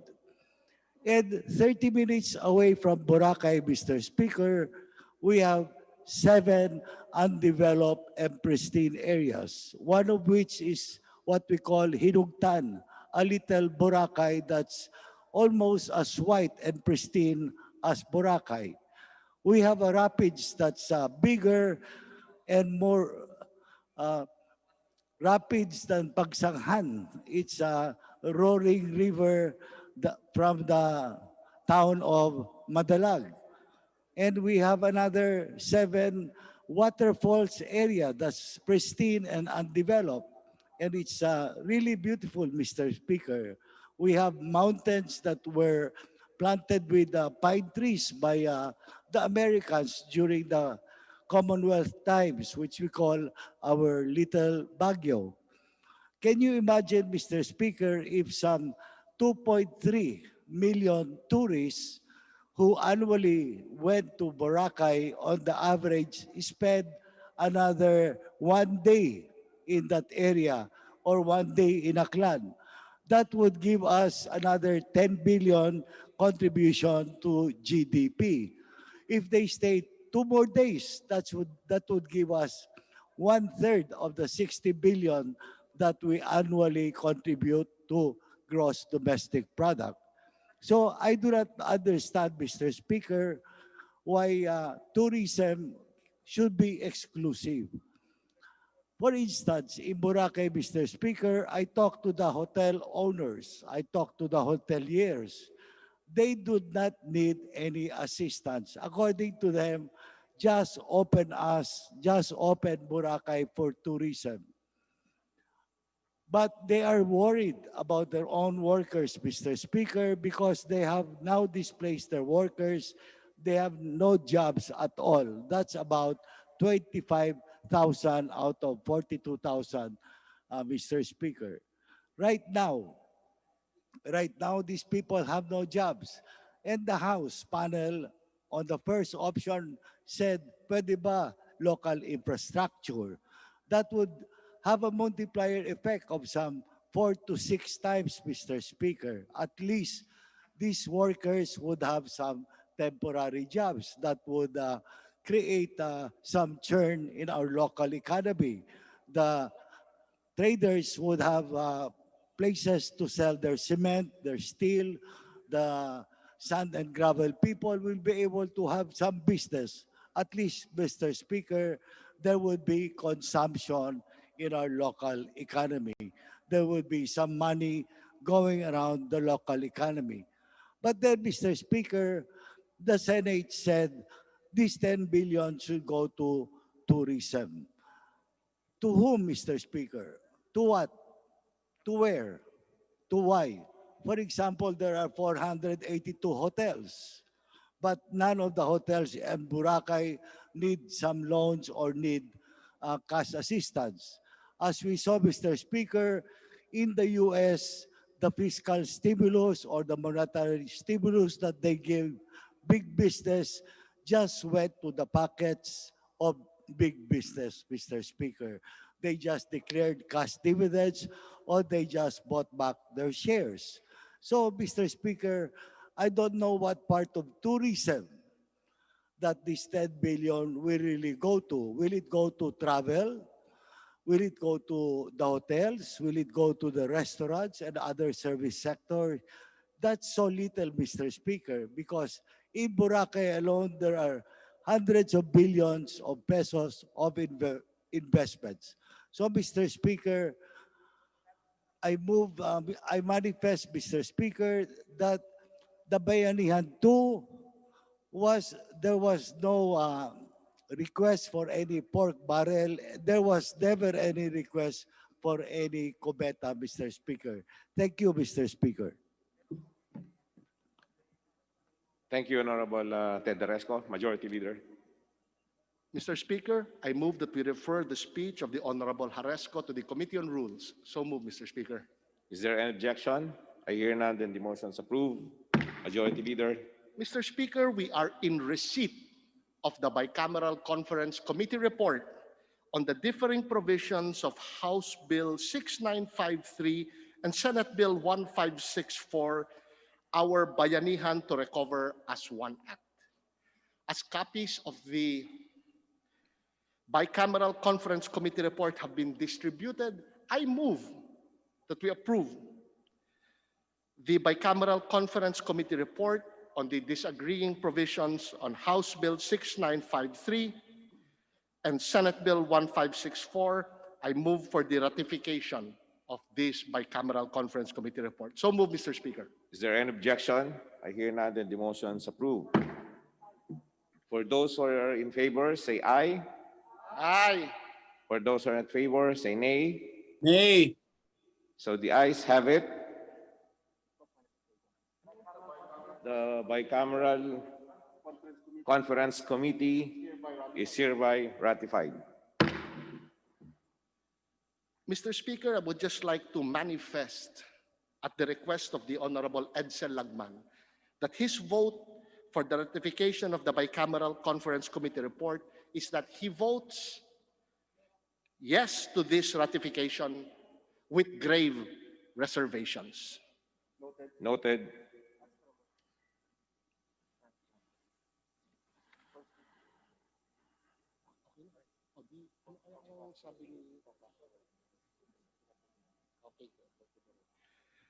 Mr. Speaker, we have been informed by the Committee on Rules that our members who are not present today on the floor but are present through electronic means may submit their manifestations regarding their votes on the ratification of the Bicameral Conference Committee report on the Bayanihan to Recover as One Act to the Committee on Rules so that they may be entered into the records.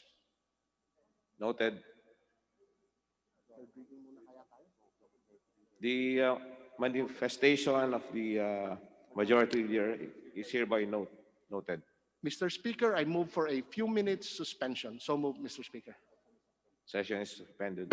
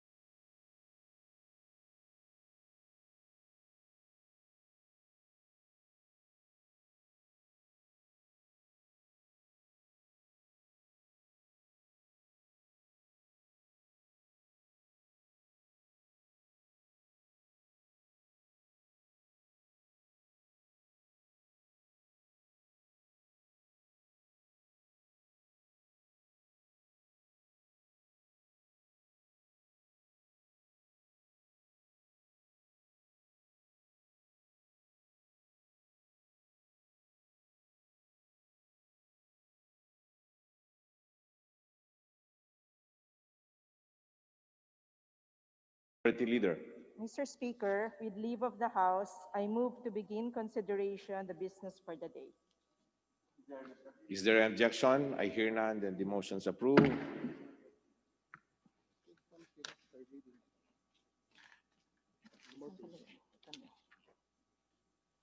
Mr. Speaker, I move for the consideration on third reading of House Bill 6555.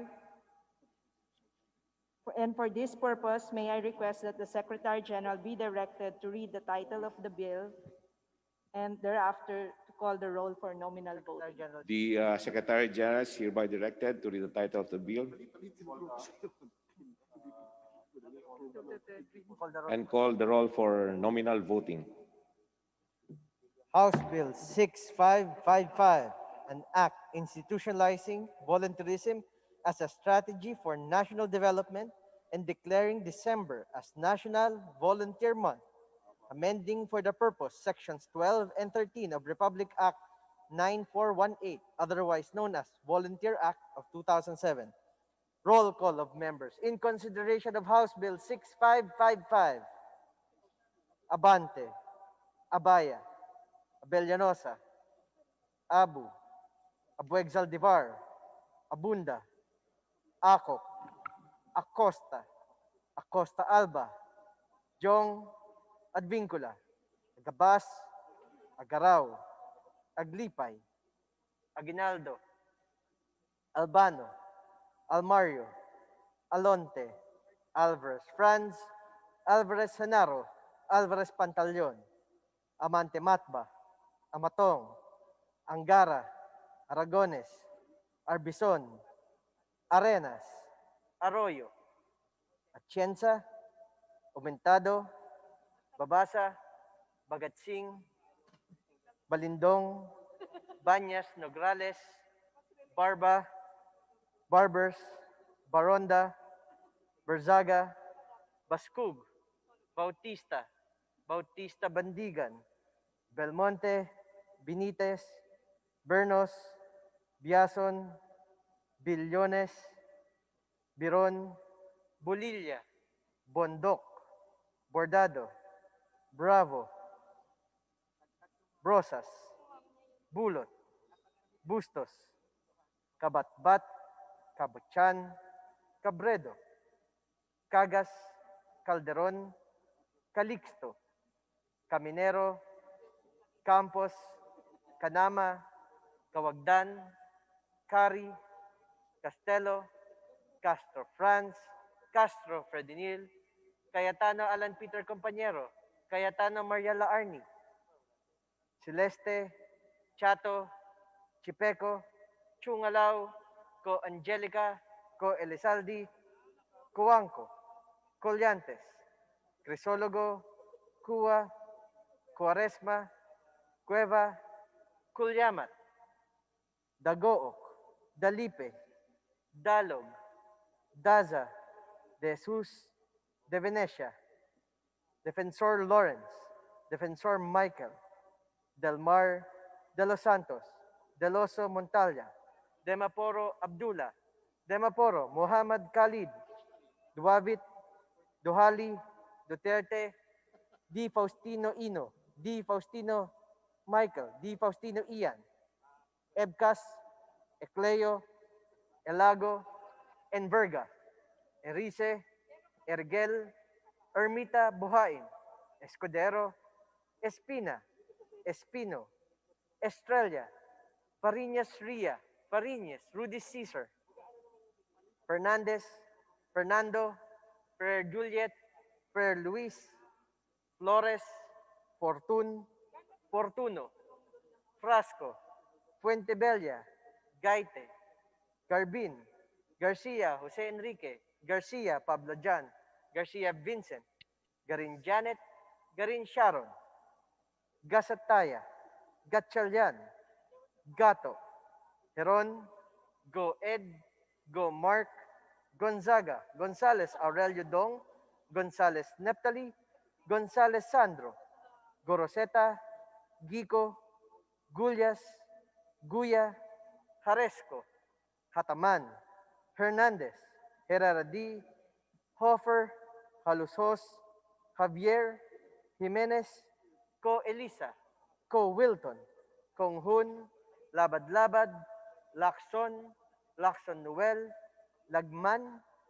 Lagon, Lara, Lazatin, Liachon, Legarda, Lim Kai Chong, Lopez, Loyola, Losotan, Makapagal Arroyo, Maceda, Madrona, Malapitan, Mangawang, Mangundagat, Marcoleta, Mariano Hernandez, Marino, Marquez, Martinez, Matba, Matugas, Mendoza, Mercado, Momo, Natividad Naganyo, Nava, Nieto, Noel, Nograles Jericho, Nograles Juan Fidel, Nolasco, Núñez Malanyaon, Waminal, Olivares, Ong Jose, Ong Ronnie, Ortega, Juano Dizon, Pacquiao Alberto, Pacquiao Rogelio, Padjernos, Paduano, Palma,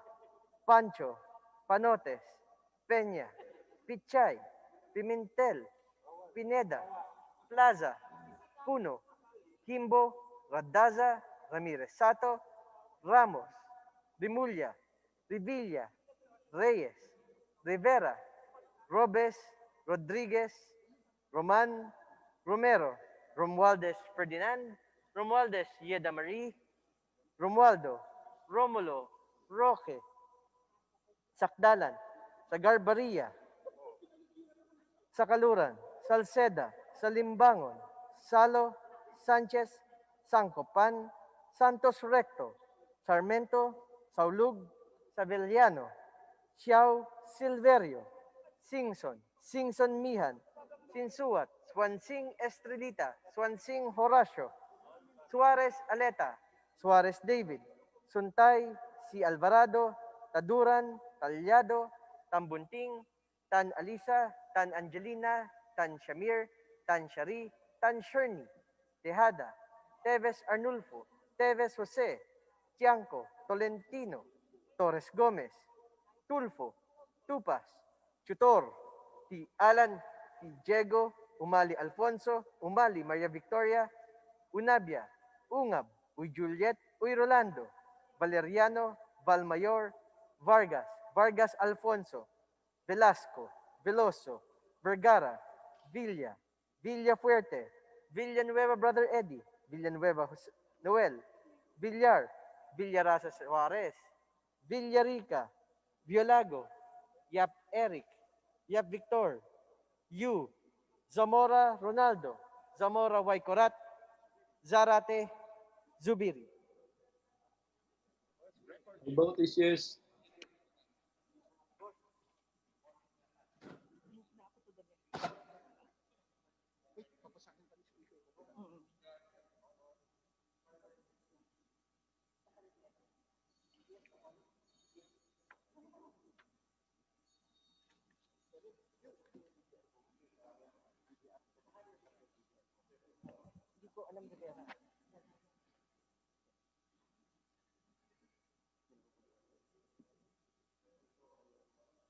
Second call for consideration of House Bill 6555.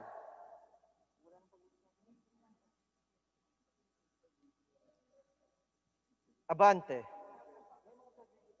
Acosta Alba, Agrao, Alvarez Senaro, Alvarez Pantaleon, Amatong, Chienza, Bagatsing, Berzaga, Billones, Biron, Brosas, Bulot, Kanama, Castro Fredinil, Coanco, Kua, Daza, Defensor Michael, Duavit, Di Faustino,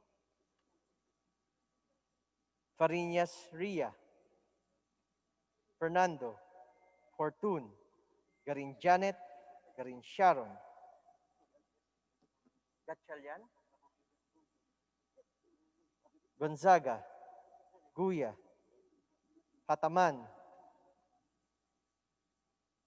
Ko Wilton, Kong Hun, Lagman, Liachon, Lopez Magundadato, Mariano Hernandez, Mendoza, Mercado, Nava, Nograles, Juan Fidel, Nolasco, Panotes, Pichay, Remulla, Romero, Sarmiento, Saulug, Silverio, Singson, Suarez Aleta, Taduran, Talyado, Tan Alisa, Tan Shamir, Tan Sherny, Teves Arnulfo, Tulfo, T. Alan, U. Juliet, U. Zamora Y. Corat.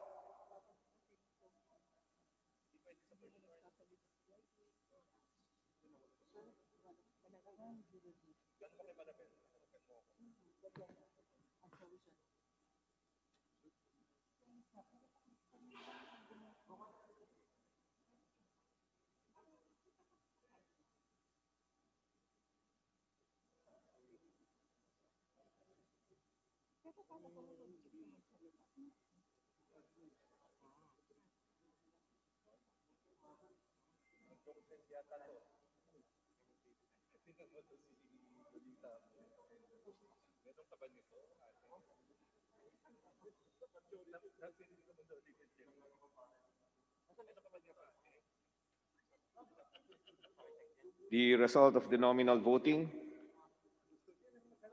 HB number 655, affirmative 243, negative 0, abstention 0. House Bill 6555 is approved on third and final reading. Majority Leader.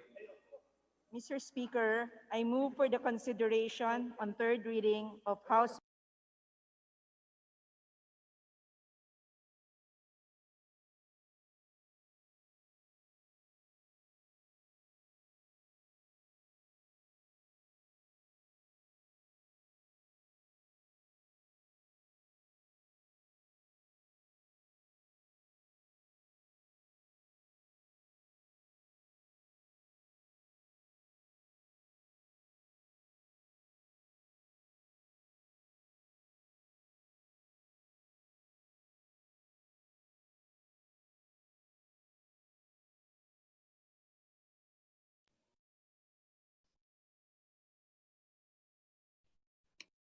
Eight. Abante, Abaya, Abellanosa, Abu, Abeg, Saldivar, Abunda, Acop, Acosta, Acosta Alba, Adyong, Advincula, Agabas, Agaraw, Aglipay, Aguinaldo, Albano, Almario, Alonte, Alvarez Franz, Alvarez Senaro, Alvarez Pantaleon, Amante Matba, Amatong, Angara, Aragones, Arbison, Arenas, Arroyo, Atienza, Aumentado, Babasa, Bagatsing, Balindong, Banyas Nograles, Barba, Barbers, Baronda, Barzaga, Baskug, Bautista, Bautista Bandigan, Belmonte, Benitez, Bernos, Piazon, Billones, Biron, Bolilla, Bondok, Bordado, Bravo, Rosas, Bulut, Bustos, Kabatbat, Kabotyan, Cabrelo, Cagas, Calderon, Calixto, Caminero, Campos, Canama, Kawagdan, Cari, Castelo, Castro Franz, Castro Fredenil, Cayetano Alan Peter, Cayetano Maria Laarni, Celeste, Chato, Chipeco, Chungalaw, Co Angelica, Co Elizaldi, Coanco, Collantes, Crisologo, Cua, Quaresma, Cueva, Culyamat, Dagoc, Dalipe, Dalog, Daza, De Jesus, De Venecia, Defensor Lawrence, Defensor Michael, Del Mar, De Los Santos, Del Yoso Montalia, Dimaporo Abdullah, Dimaporo Khalid, Duavit, Duhali,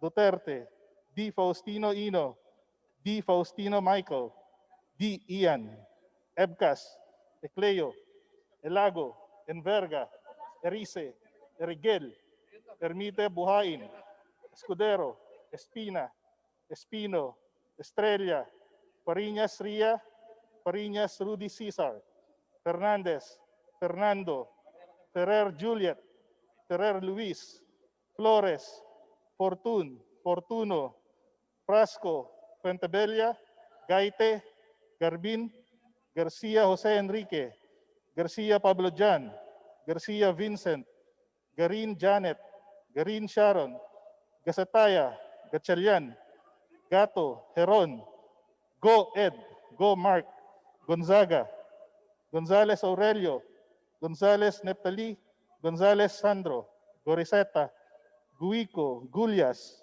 Guya, Haresco, Hataman, Hernandez, Herrera D, Hofer, Halosos, Javier, Jimenez, Co Elisa, Co Wilton, Kongun, Labad-Labad, Lacson, Lacson Noel, Lagman, Lagon, Lara, Lazatin, Leachon, Legarda, Lim, Lim Kaichong, Lopez, Loyola, Lusotan, Macapagal Arroyo, Maceda, Madrona, Malapitan, Mangawang, Mangudadatu, Marcoleta, Mariano Hernandez, Marino, Marquez, Martinez, Matba, Matugas, Mendoza, Mercado, Momo, Natividad Nagaño, Nava, Nieto, Noel, Nograles, Jericho, Nograles Juan, Nolasco, Nunez, Malañaon, Uaminal, Olivares, Ong, Jose, Ong Ronnie,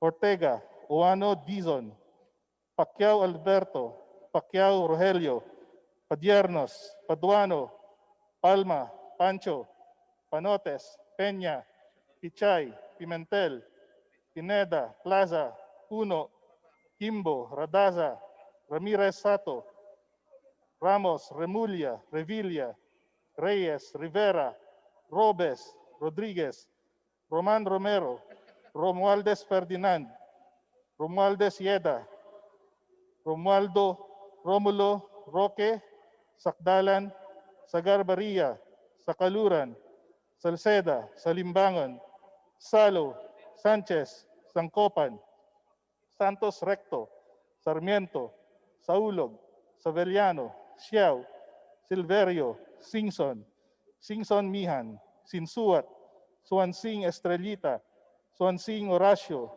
Suarez Aleta, Suarez David, Suntay, C. Alvarado, Taduran, Talyado, Tambunting, Tan Alisa, Tan Angelina, Tan Samir, Tan Sherry, Tan Sherny, Tejada, Teves Arnolfo, Teves Jose, Tiangco, Tolentino, Torres Gomez, Tulfo, Tupas, Tutor, T. Alan, T. Diego, Umali Alfonso, Umali Maria Victoria, Unabia, Ungab, Uy Juliet, Uy Rolando, Valeriano, Balmayor, Vargas, Vargas Alfonso, Velasco, Veloso, Vergara, Villa, Villaferte, Villanueva Eduardo, Villanueva Noel, Villar, Villarasa Suarez, Villarica, Violago, Yap, Eric, Yap Victor, Yu, Zamora Ronaldo, Zamora Waikurat, Zarate Zubiri.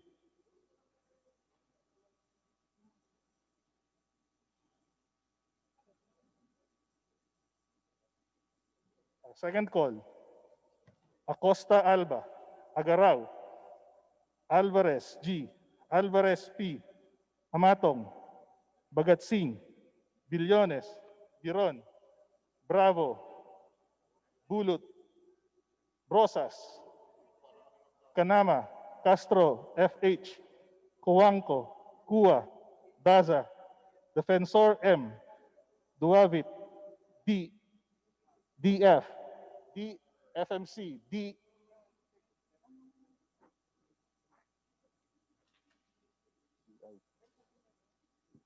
D, Ian,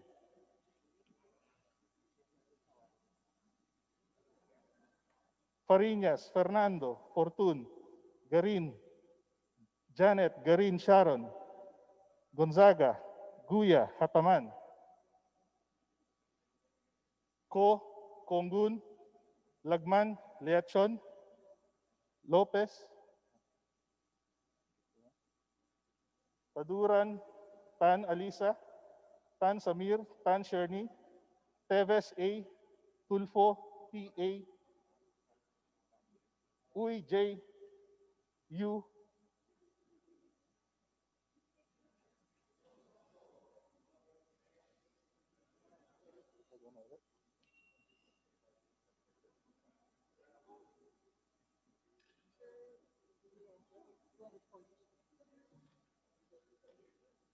The result of the nominal voting on House Bill number 6878, affirmative 247, negative 0, abstention 0.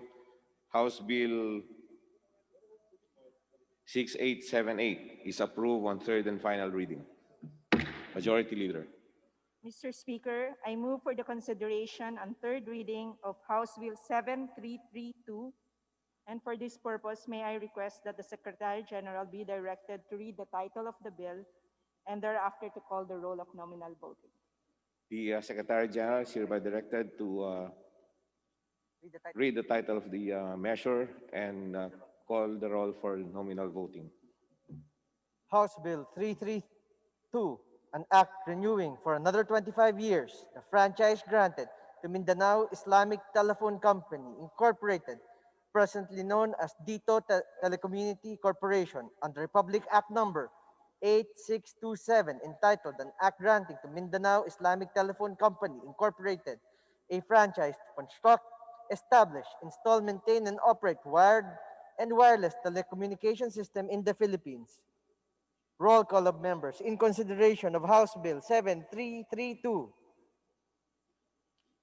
Abante, Abaya, Abellanosa, Abu, Abueg Zaldivar, Abunda, Acop, Acosta, Acosta Alba, Adjong, Advincula, Agabas, Agaraw, Aglipay, Aguinaldo, Albano, Almario, Alonte, Alvarez, Franz Alvarez Senaro, Alvarez Pantaleon, Amante Matba, Amatong, Angara, Aragones, Arbison, Arenas, Arroyo, Atienza, Aumentado, Babasa, Bagatsing, Balindong, Baños Nograles, Barba, Barbers, Baronda, Bersaga, Bascug, Bautista, Bautista Bendigan, Belmonte, Benitez, Bernos, Biason, Billones, Biron, Bolilla, Bondok, Bravo, Brosas, Bulat, Bustos, Kabatbat, Cabochan, Cabredo, Cagas, Calderon, Calixto, Caminero, Campos, Canama, Cawagdan, Cari, Castelo, Castro, Franz, Castro, Fredinil, Cayetana Alan Peter Compañero, Cayetana Maria Laarni, Celeste Chato, Chipeco, Chungalauco, Angelica Colezaldi, Cuanco Collantes, Crisologo, Cua, Cuaresma, Cueva, Colyamat, Dagook, Dalipe, Dalog, Daza de Jesus, de Venecia, Defensor Lawrence, Defensor Michael, Del Mar de los Santos, De Loso Montalia, Demoporo Abdullah, Demoporo Muhammad Khalid, Duavit Duhali Duterte, D. Faustino Ino, D. Faustino Michael, D. Ian Paul,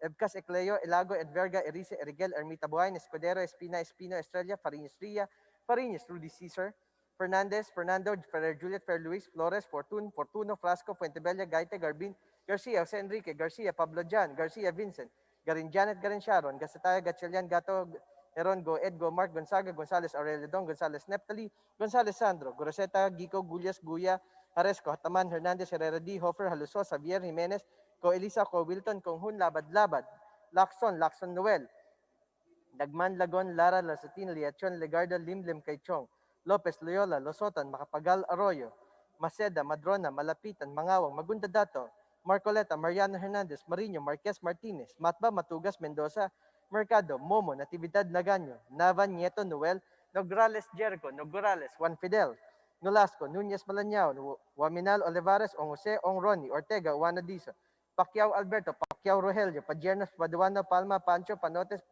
Peña, Pichay, Pimentel, Pineda, Plaza, Puno, Kimbo, Radasa, Ramirez Sato, Ramos, Remulla, Revilla, Reyes, Rivera, Robes, Rodriguez, Roman, Romero, Romualdez Ferdinand, Romualdez Yeda Marie, Romualdo, Romulo, Roque, Sakdalan, Sagarbaria, Sakaluran, Salcedo, Salimbangon, Salo, Sanchez, Sancopan, Santos Recto, Sarmiento, Saulug, Savillano, Xiao, Silverio, Singson Mian, Sensuat, Swansing Estrelita, Swansing Horacio, Suarez Aleta, Suarez David, Suntaisi Alvarado, Taduran Talyado, Tambunting, Tan Alisa, Tan Angelina, Tan Shamir, Tan Shari, Tan Sherni, Teada, Teves Arnulfo, Teves Jose, Tianco Tolentino, Torres Gomez, Tulfo, Tupas Tutor, T. Alan T. Diego, Umali Alfonso, Maria Victoria, Unabia, Ungab, Uy Juliet, Uy Rolando, Valeriano, Valmayor, Vargas Alfonso, Velasco, Veloso, Vergara, Villafuerte, Villanueva Eduardo, Villanueva Noel, Villar, Villara Suarez, Villarica, Violago, Yap Eric, Yap Victor, Yu, Zamora Ronaldo, Zamora Waycorat, Zarate, Zubiri.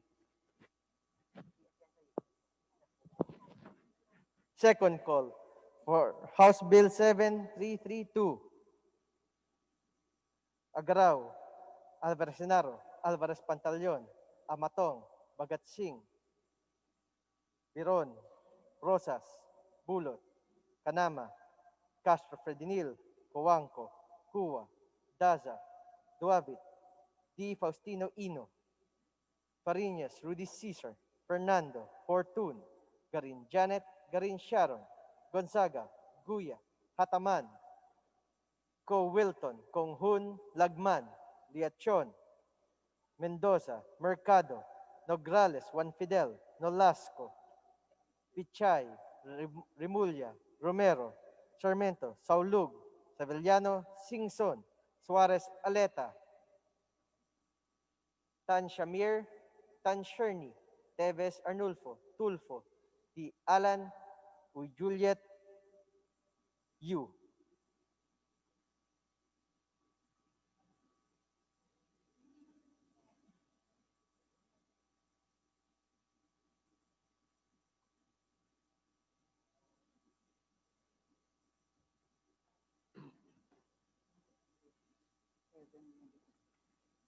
The result of the nominal voting on House Bill number 732, affirmative 240, negative 7, abstention 0. House Bill number 7332 is approved on third and final reading. Majority Leader. Mr. Speaker, I move for the consideration on third reading of House Bills 6928 and 6929. For this purpose, may I request that the Secretary General be directed to read the title of the bills and thereafter to call the roll for nominal voting. The Secretary General is hereby directed to read the title of the bill and call for nominal voting. House Bill number 6928, an act establishing an arboretum in the premises of the Community, Environment and Natural Resources Office in the municipality of Colambugan, Lanao del Norte, to be known as the Colambugan Arboretum, and appropriating funds therefore. House Bill number 6929, an act establishing an arboretum in the municipality of Tagoloan, Lanao del Norte, to be known as the Mighty Cave Park Arboretum, and appropriating funds therefore. Roll call of members. In consideration of the two House Bills 6928 and 6929, Abante, Abaya, Abellanosa, Abu, Abueg Saldivar, Abunda, Acop, Acosta, Acosta Alba, Adyong, Advincula, Agabas, Agaraw, Aglipay, Aguinaldo, Albano, Almario, Alonte, Alvarez Franz, Alvarez Senaro, Alvarez Pantaleon, Amante Matba, Amatong, Angara, Aragones, Arbison, Arenas, Arroyo, Atienza, Aumentado, Babasa, Bagatsing, Balindong, Banyas Nograles, Barba, Barbers, Baronda, Barzaga, Bascug, Bautista, Bautista Bandigan, Belmonte, Benitez, Bernos, Biazon, Billones, Biron, Bolilla, Bondok, Bordado, Bravo, Brosas, Bulot, Bustos, Kabatbat, Kabotyan, Cabredo, Cagas,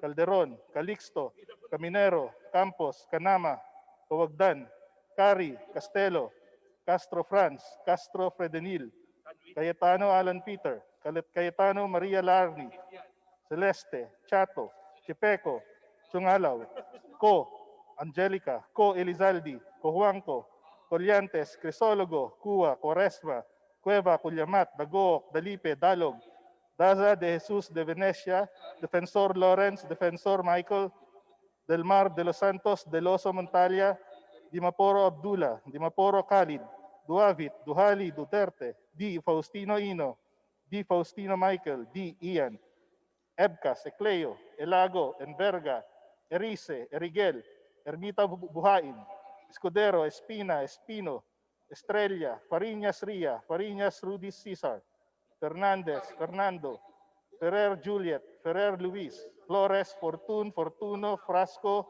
Fentebella, Gaite, Garbin, Garcia Jose Enrique, Garcia Pablo Jan, Garcia Vincent, Garin Janet, Garin Sharon, Gasataya, Gatchalian, Gato, Heron, Go Ed, Go Mark, Gonzaga, Gonzales Aurelio, Gonzales Neptali, Gonzales Sandro, Goriseta, Guico, Gulias, Guya, Haresco, Hataman, Hernandez, Herrera D, Hoffer, Halosos, Javier, Jimenez, Co Elisa, Co Wilton, Konggun, Labad-Labad, Lacson Noel, Lagman, Lagon, Lara, Lazatin, Leachon, Legarda Lim, Lim Kaichong, Lopez, Loyola, Lusotan, Macapagal Arroyo, Maceda, Madrona, Malapitan, Mangawang, Mangudadatu, Marcoleta, Mariano Hernandez, Marino, Marquez, Martinez, Matba, Matugas, Mendoza, Mercado, Momo, Natividad Nagaño, Nava, Nieto, Noel, Nograles Jericho, Nograles Juan, Nolasco, Nunez Maleñaon, Uaminal, Olivares, Ong Jose, Ong Ronnie, Ortega, Uano Dizon, Pacquiao Alberto, Pacquiao Rogelio, Padiernos, Paduano, Palma, Pancho, Panotes, Peña, Pichay, Pimentel, Pineda, Plaza, Puno, Kimbo, Radaza, Ramirez Sato, Ramos, Remulla, Revilla, Reyes, Rivera, Robes, Rodriguez, Roman, Romero, Romualdez Ferdinand, Romualdez Yeda, Romualdo, Romulo, Roque, Sakdalan, Sagarbaria, Sakaluran, Salceda, Salimbangon, Salo, Sanchez, Sangkopan, Santos Recto, Sarmiento, Saulog, Saberiano, Xiao, Silverio, Singson, Miha,